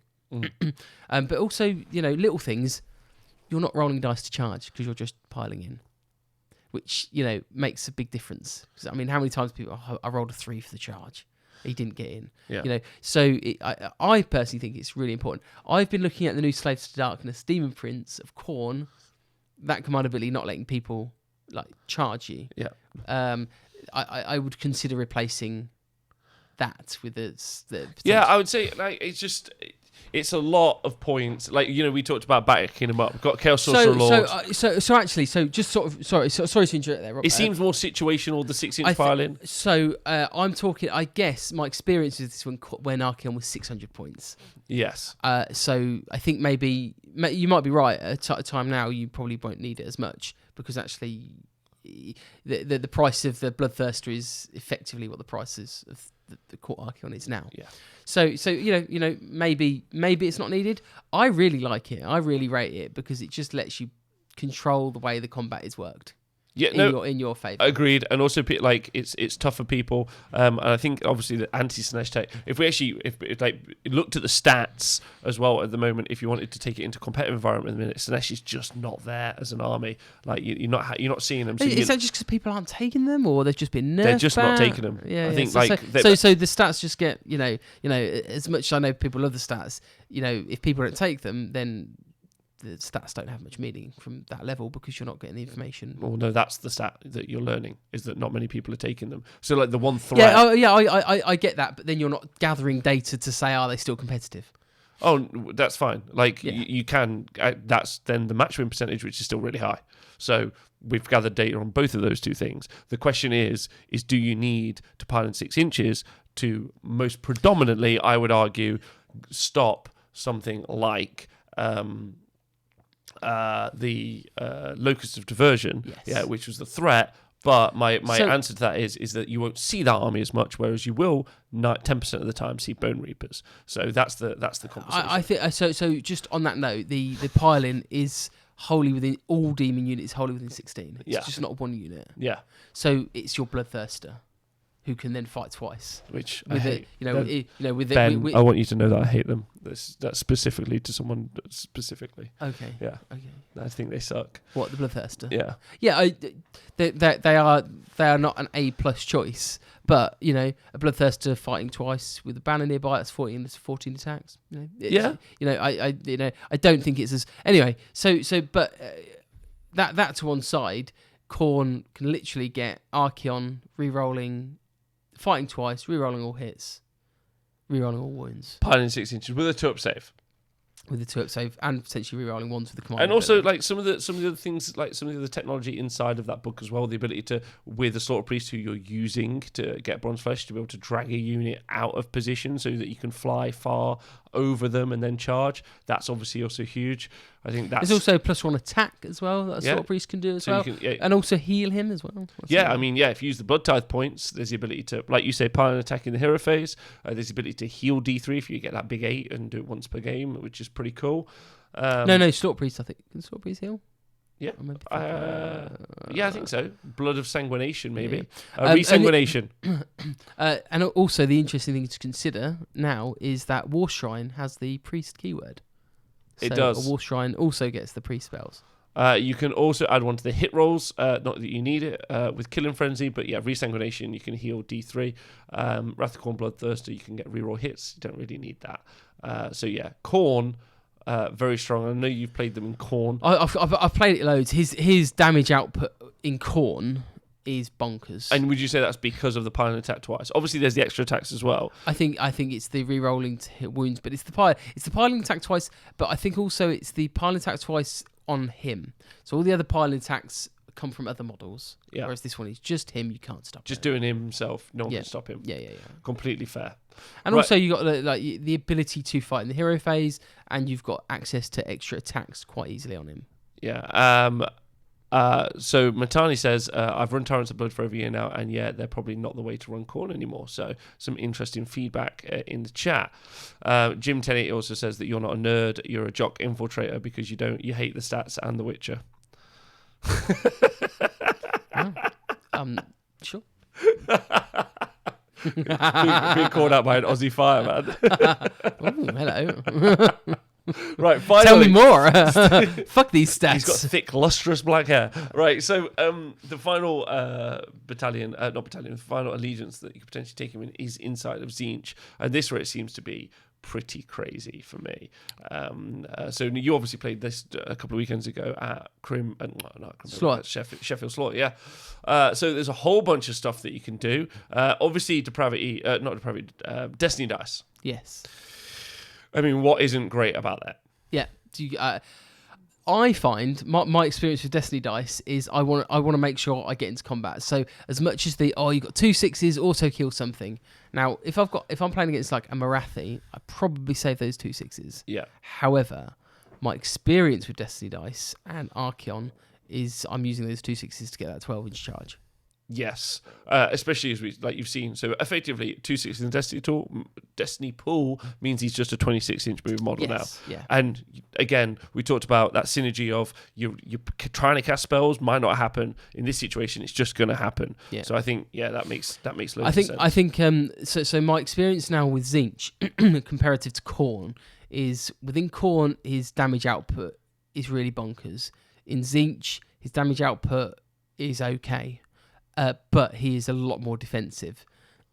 Now, when he's a lot more defensive, he then can control the board himself. Whereas with Khorne, my experience with Khorne was I'm controlling the board to get Archaon in the right position. With Tzeentch, I was using Archaon to control the board to get him in the same position. Slight different variations of how I use him. So, like, I think a really good example of how I used him was my last game at Slaughter, which I think is a good example. So, Archaon has got... just is guy you know has just subscribed. Thanks very much. Yeah, just this guy you know. Thanks for subscribing. Do you know him? You do now. Apparently, yeah. Sorry, carry on with your point. It's all right. So you've got the Slaves to Darkness spell reroll armor saves, but the key thing I think in Tzeentch is the treacherous bond. Yes. So that's a spell that you can take, and it is cast. I've got it right here. Sorry, treacherous bond. So casting value of 6. Casting unit wholly within 9 inches of the wizard, and whenever the wizard would take a wound or a mortal wound, you pass it off to the unit on a 3+. But the important bit is you can cast it on the unit and then you can leave. Yes. Historically, again, this spell has been nerfed and buffed, and I like the new one more. Before it used to be on a 2+ you transfer, but you'd have to be wholly within while it was happening. Yeah, I think maybe 18. I think it was 12. But it doesn't matter. Whatever, you know. But now, it just a good example is when I played Alex Bruce with his KO. He had the 4 ships that just every turn. Frigates. Frigates. They just teleported up, thunderers shot out of them. Really interesting game. I thought it was just going to be boring as hell, but actually, because I find sometimes shooting's just a bit like, isn't it? Yeah. But I decided, I looked at it. I was like, well, what am I going to do here? If I sit back and don't take first turn, he's probably just going to shoot Archaon off the board turn 1, take that big gamble, game over. But so I was like, I'll take first turn. I'll buff Archaon up, get all the buffs off that I possibly can on him, stuck him in the center of the board, and went, You go for him. Now, I think the thing for me was he was in the centre of the board, so he could then go off wherever he wanted. If I went one extreme to the other, it would make him, a flank weaker. So I stuck him in the centre of the board, and I was just like, you either try and kill him now. If you fail, you've wasted a turn of shooting, and it's a win-win. Yeah. And, at this point, he's got a 3-up save re-rolling, and any of the wounds that go through... Any wounds that go through on a 3-up would go to the big unit of Marauders, which was sitting on the backboard edge, like chilling. Yeah. So as a result... And you then get the saves on the Marauders? No. All right. No. It could... The ruling could be clearer. Yeah. Because it says... I think it says... If you read this... It says when you allocate the wound... Yeah. And I think on the rules specifically, when you allocate wounds is after saves. Right. I think, anyway, I did it that my unit didn't get a save. So the real important thing was, here's this indestructible block. It's not indestructible, but because you'll definitely do wounds to him, but you're not killing him. Yeah. He's healing. So, you're going to waste a turn. So, as a result, Archaon is still alive and was able, the weakness is you kill the army around him. However, can Archaon deliver a game on his own? I think, That's the real question. I mean, it's particularly powerful when you do Treacherous Bond and then you just throw it at your... Like, if your opponent wasn't that KO list, as an example, if it was just like a bunker of something, you just hit that and then they're like, right, yeah, I'm going to smash you this turn.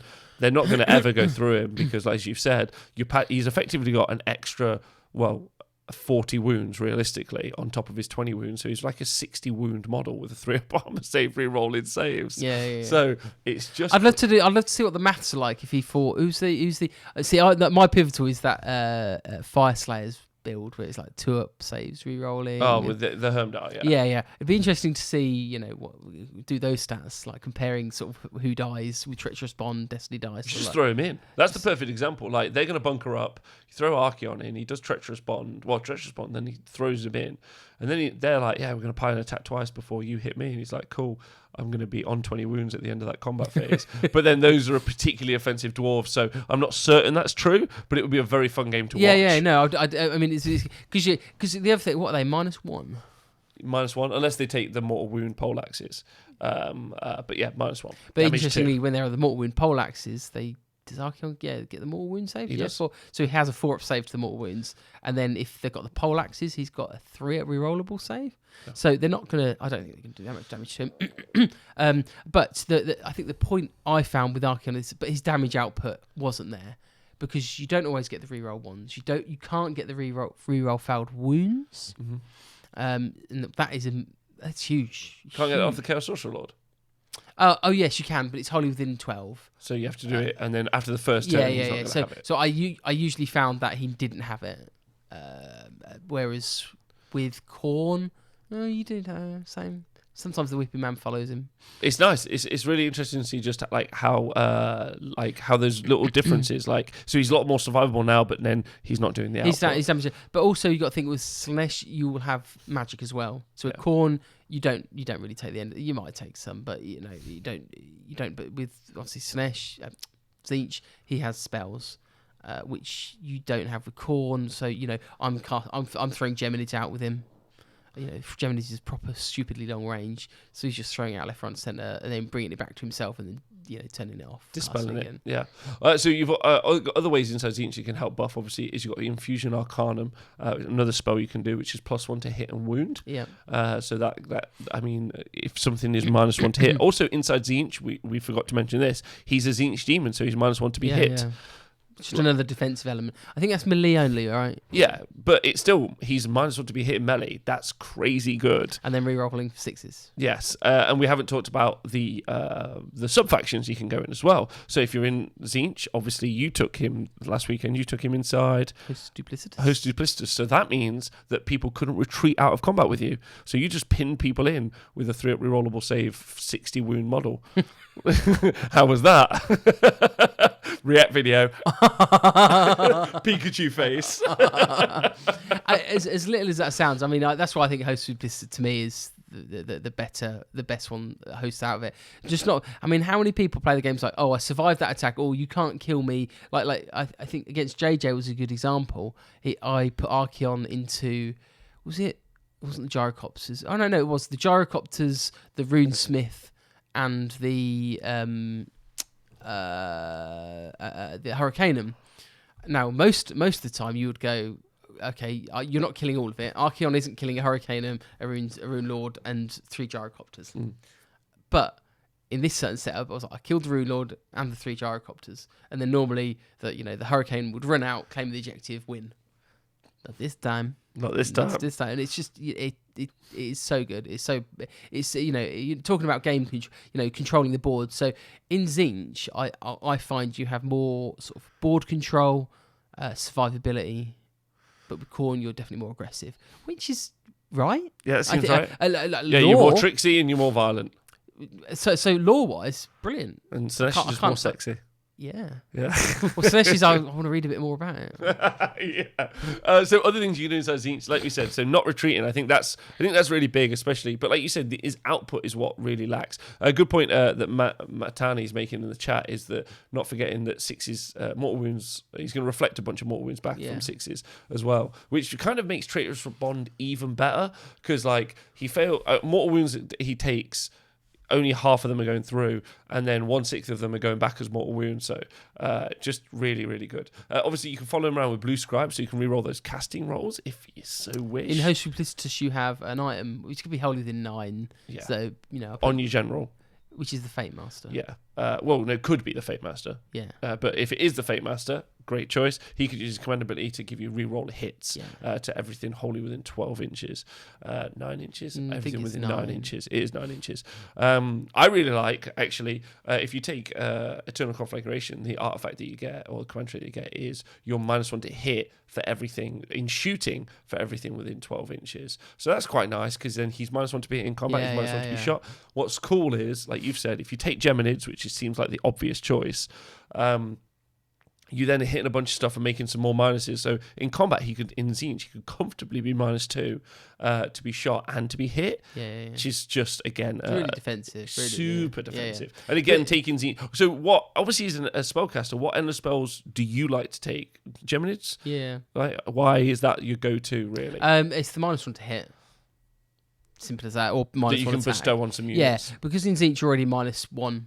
You're hitting a -2. So again, the balance is you're more defensive, so you kind of got to build upon that. You're more defensive, you're more tricksy. I think you just need to work to that. There are some interesting ones. There's what's these in the Tzeentch one? Is there the book that sits next to you? Now it becomes part of you as a model. Oh yes. So that you can do little tricksy things with that. What's the Screamer one? The ability that you move 6 inches to start the game. Yeah. So I mean, putting that on Archaon. Move 6 inches to start the game. I think it's only Screamer units can do it, but maybe not. D3 units. D3 units can move forward, but I'm not sure which D3. I think it is any. Okay, so another...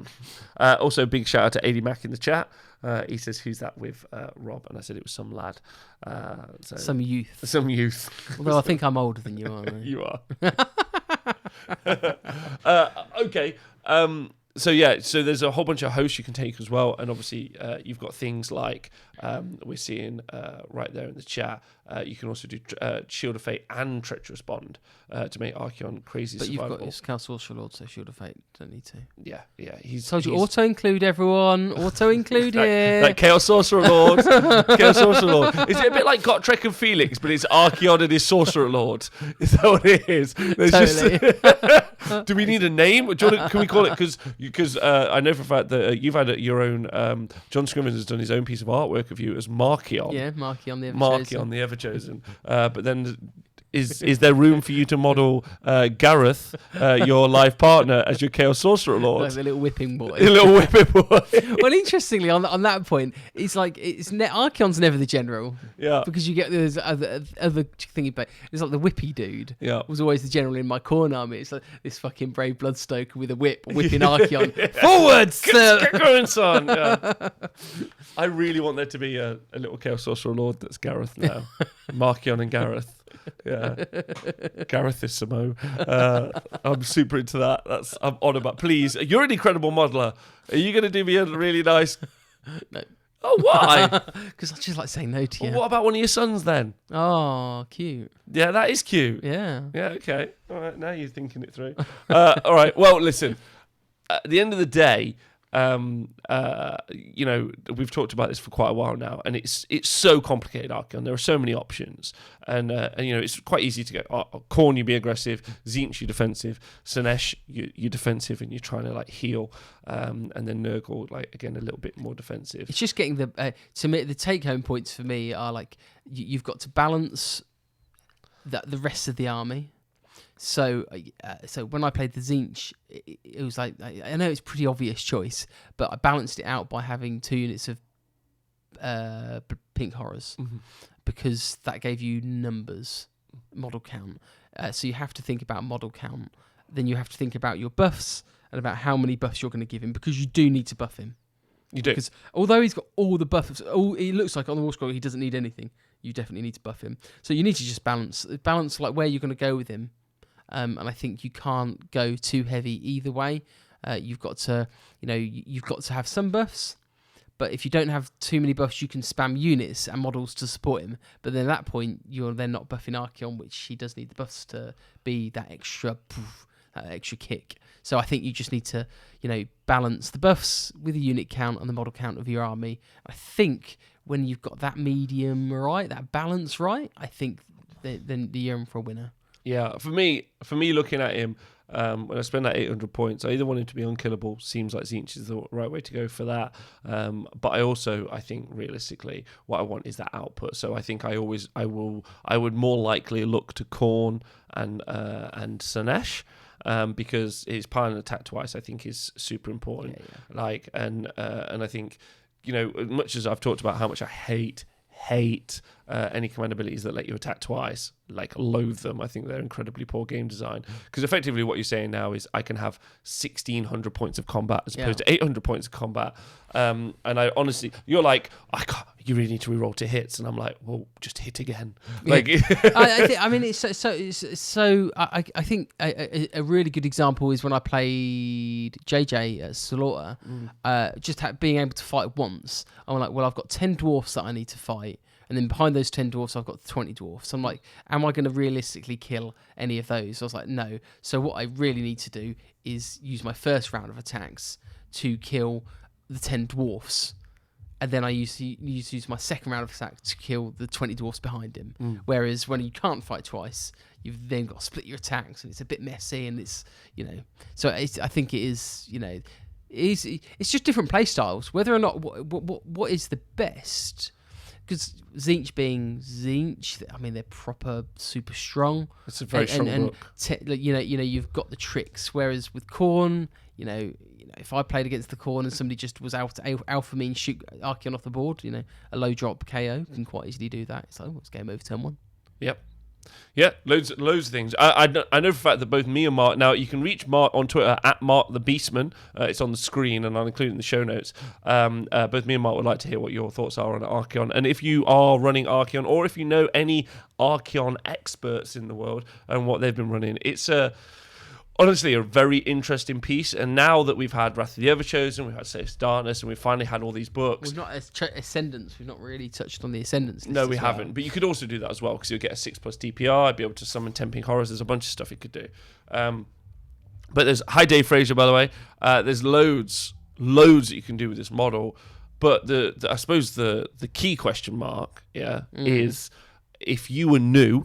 This is the question I'd like answering with your experience. If you were new, is there a way to get Archaon into Beast of Chaos? No, but there is a way to get Beast of Chaos into a list with Archaon. Yes. So you could take their War Scroll battalions that give them a keyword, and then you can put them into Khorne, Slaanesh, or whatever that might be from their battalions. That's if you can fit it all in. Yeah, if you can fit. I mean, that's the real question. Yeah.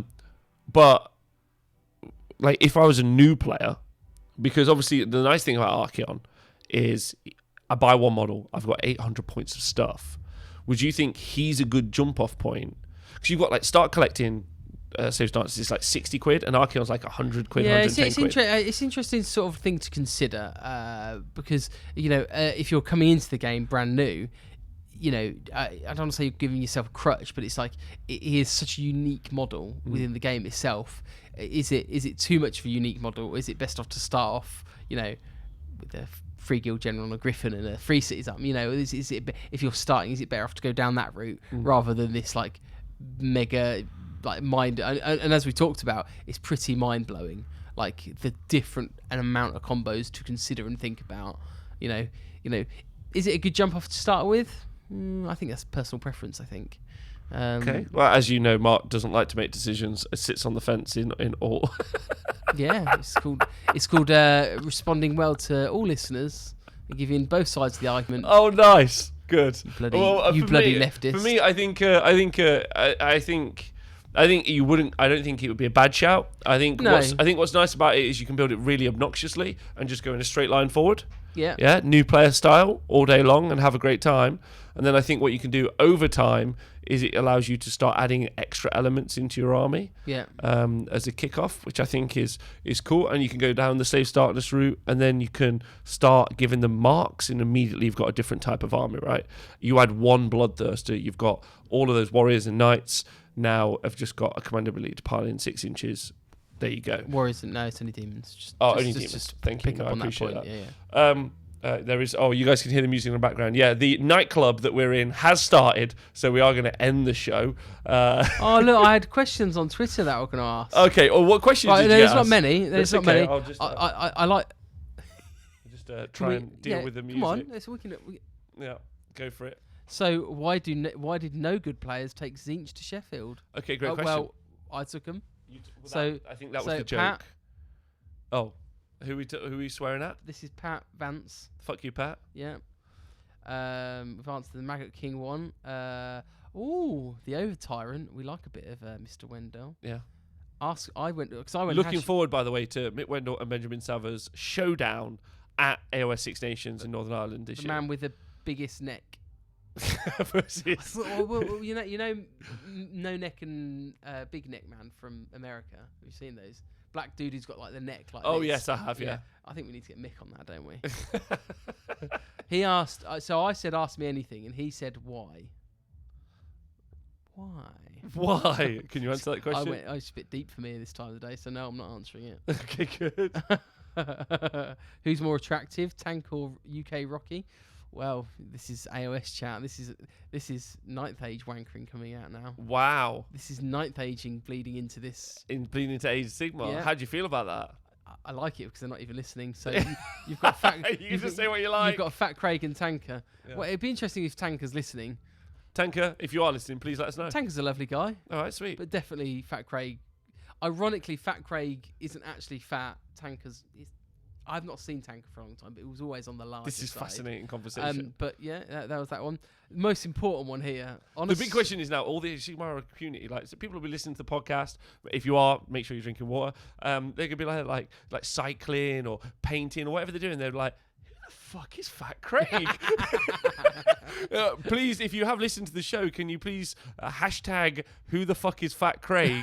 Yeah, on Twitter. Get that trending, and trend it to Mark Wildman, and then trend it to me, and then I will share it all with Fat Craig because he's also on Twitter. So yeah, there we go.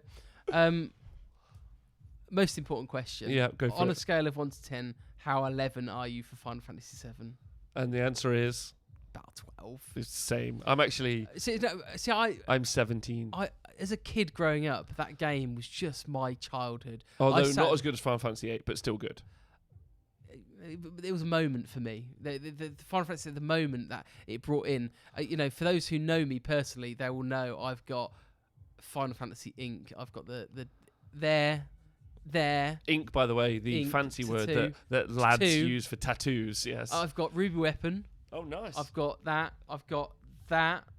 You can't see What on is the that? screen. That there is all the characters and Sephiroth. Okay. And in June, I'm getting a Cloud one on my a whole of inside my arm there as well. So as a kid growing up, It's a beautiful game. ultimate fan. No, it's a beautiful game. I like. And I can't because I've started playing it on my phone again. I saw. Me and my brother grew up. Me and my brother aren't like as close as we were when we were kids, which is like a huge shame. But we're different people, and that's fine. Like everyone goes through life and they become who they are. And when we see each other, loads of love and cuddles, but it's never very often. And me and him haven't hung out for I don't know, several years. But when we heard this game was coming out, I just messaged him and I said, when you get the game, I'm coming over that day and we're just going to sit and we're going to play for the whole day. And his just response immediately was, fuck yeah, it's on. So like it's one of those things where like, I think like that hark back to the childhood, it's just a beautiful moment, right? Yeah, I just got so many fond memories. I mean, I did that. I was like the whole 100 hours because on the game it counted up to 100 hours and it stopped. It just stopped at 100 hours because apparently you can't play a game more than 100 hours. I've got my major issue at the moment is that on the weekend it's coming out, I have a family holiday. Now, my family don't do family holidays, but it's my mum's 60th and my grandma's 80th. And on the 11th of April, she has booked a big cottage for all of the family to stay at Skegness for the weekend. Is Fat Craig going? If he wants. That's the real question. Hashtag who the fuck is Fat Craig? Craig can come. Me and Craig got a history. We're all right. All right, good. Yeah, it's going to be very. That's unlucky for you. It's fine. I'll make up with it. I'm probably taking my PS4 with me. Yeah, it's happening. I don't give a shit what my family say. Where's Mark? Play fun of his son. Yeah, my actual thing this year now is so I built 6 blood crushers last night as well. So very exciting. 3 gaunt summoners were built and based. And I've already played that list. So my plan is to have my Tzeentch army painted and done by not the end of next week, but the week after. I have a lot of work going off in the background, which you guys will see in a month's time. I'm launching a new thing. You guys will see. So there's loads of that happening, but my plan is to have that entirely done, and then I'm going to slowly paint the phoenixes up for my Free Cities army, so that can get started as well. So I've just got my GT wanker list where I just turn like if there's just like a Warhammer. Are you actually going to an event or not? So I've got a few events coming up. I've got a team event coming up, and I'm also going over to Australia to play at Brishammer. But my idea is that I would like to get my cities list done to take to Brishammer, because the Australians are all awesome, and I'd feel like a dickhead if I turned up with 15 flamers. I would not feel like a dickhead turn up with 15 flamers at Warhammer World GT Heat. Would you feel like a dickhead if you brought me? No, to Australia? Yeah, because they hate you. Mm-hmm. Not as much as they hate Fat Craig, but they really hate you. I think I should come just so they can start hating on you. No, the Brishammer guys are amazing. Really looking forward to seeing all the Queenslanders. Get to see everyone from the Failed Charge as well. Gemma, Mick. Oh my God, they are, like, those guys are the world over. They're fantastic. Like Clinto just messaged me yesterday. The Aussies just wicked, like all across the board, and so the Irish and the fucking Canadians. We're all brilliant as well. Not super sold on the French, but we'll see. Like I'll give them time to grow on me. Yeah, Australians hate you, the French to hate me. That's like we need our enemies. Yeah, exactly right. We need to be a villain somewhere, right? Exactly. So yeah, I would like, because I saw my Chaos Dwarves. They're gone. They've gone in the post. They're Aravidirci. So I'm really looking forward to running Tzeentch. But then on the back of that is I've built the Crushers so that I can immediately go over to Chaos Ascendant. So just paint up 9 Crushers. Now I'm playing Chaos Ascendant. Paint up a Be'lakor. I'm still playing. I think I can put Be'lakor in Chaos Ascendant. You can. You get special command ability. Yeah, and then I'm gonna paint up 90 Plague Bearers. And then add that in, 90 Bloodletters, add that in, and then slowly, like, because they're not. I just find that, like, I mean, one of the joys of AOS is like all of my chaos is all interchangeable. It's all red and black. Yellow and black. It's all same based. It all goes together. Well, yeah, like those 3 gaunt summoners, which, like, that's pretty bonkers, but they're just dumb. Like, especially in Chaos Ascendant, I'm just like, cool, they're demons, yeah. There's another 10 pink horror, like that's 30 pink horrors, roll 2d6, it's 40 pink horrors on the first turn. You like deal with that, which is fucking obnoxious. Like, and they've all got that 6+. So, John McGrath in the chat. I'm headed to Brishammer with a measured lad. See you there. He also called you a dickhead, Mark, in the chat. John McGrath, right there. Yeah, he's a fucking dickhead as well, isn't he? I pretend to be Nathan. Have you never listened to the Bendigo Bush Radio? Because they literally start the show with "Welcome to Bush Radio. We hate Mark Wildman." Good. I was like, "Wow, that's so strong." So yeah, I've got loads of events coming up, which I'm looking forward to playing in and covering. The big ticket item for me, Summer Bobo coming up, obviously over in Sweden at Umeå, but like, so those 2 are huge. They're really important, but the kind of the benchmark of coverage, so that's going to be pretty much, both those events are going to be what I hope to be better versions of Sleffield Slaughter, both those 2 events. But the big benchmark for me is Six Nations. So this is like the World Cup of Age of Sigmar, Six Nations. Pete from Northern Ireland is just fantastic. Where's it being hosted this year? It's being hosted in Northern Ireland. So it's going to be like, we're going to be covering 8 tables at once, and I'm just like hype for it. Like we're going to do the card process, the whole thing. Like I'm just really into that. And then because it's not long after that, we go straight into a whole bunch of other awesome Age of Sigmar events, like the Age of Sigmar event at the LGT, which is like 140 teams of 4 or something bananas, or maybe it's not that many, but it's a lot of fucking people. Yeah. And it's also being organised by Mark Wilson, who not only did incredibly well this weekend. I do love him. Yeah, because he just another Mark. He just doesn't give a fuck. Anyway, right, let's get going. Mark, thank you've been on the show. Oh, final. You want to say some things? I've just seen something from Gareth. I would be killed if I don't go for it. Go for it. This is the last point I'm going to make, and it isn't Warhammer related. I'm going to put it in the show notes. It's a link to a book. Yes, good boy.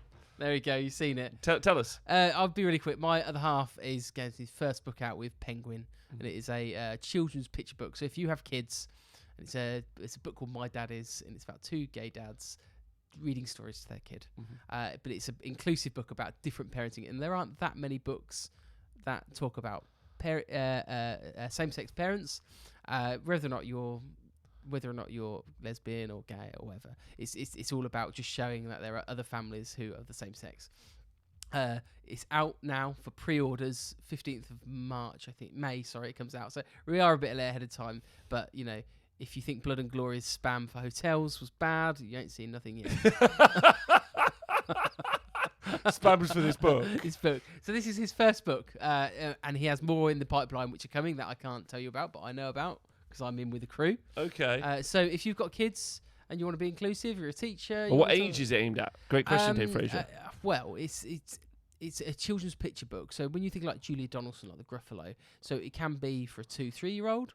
But also, you know, because of the themes of the book, it can be for a little bit older. A friend of mine at work, she's got a 7-year-old, and she's like, "There's no books out there," and so she's going to buy it for a 7-year-old. Like handy, like obviously your kids when they go to school, they can like explain that they've got 2 dads, not like a dad and a mum. Yeah. Like easy for them to like give to classmates and stuff to learn like what that might be like. Yeah, right? exactly. As an Yeah. example. And I think that's and also it's just about being inclusive. That they show there are other families that have different makeups. You know, in the book, it doesn't just talk about 2 dads. You know, in the cross section of the book, it also says some families have a mum and dad, some have 2 dads, some have 2 mums, some have a grandparent and a grandparent. So it's different.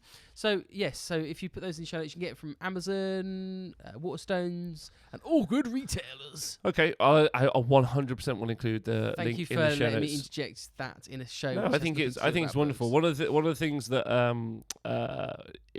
I have a huge, like, as much as I give you shit, like Mark Wildman's actually one of my heroes. So when we first met, not only did he have to play against my Ripperdactyls, like a week later, he came around my house, played some Warhammer, and just when you'd adopted your first son, Anthony. Oh yes. Yeah, it was like a week later, and you were yes. like, I've never cried before, and now I cry every day because I love him so much. Yes, I can remember that and it was the conversation.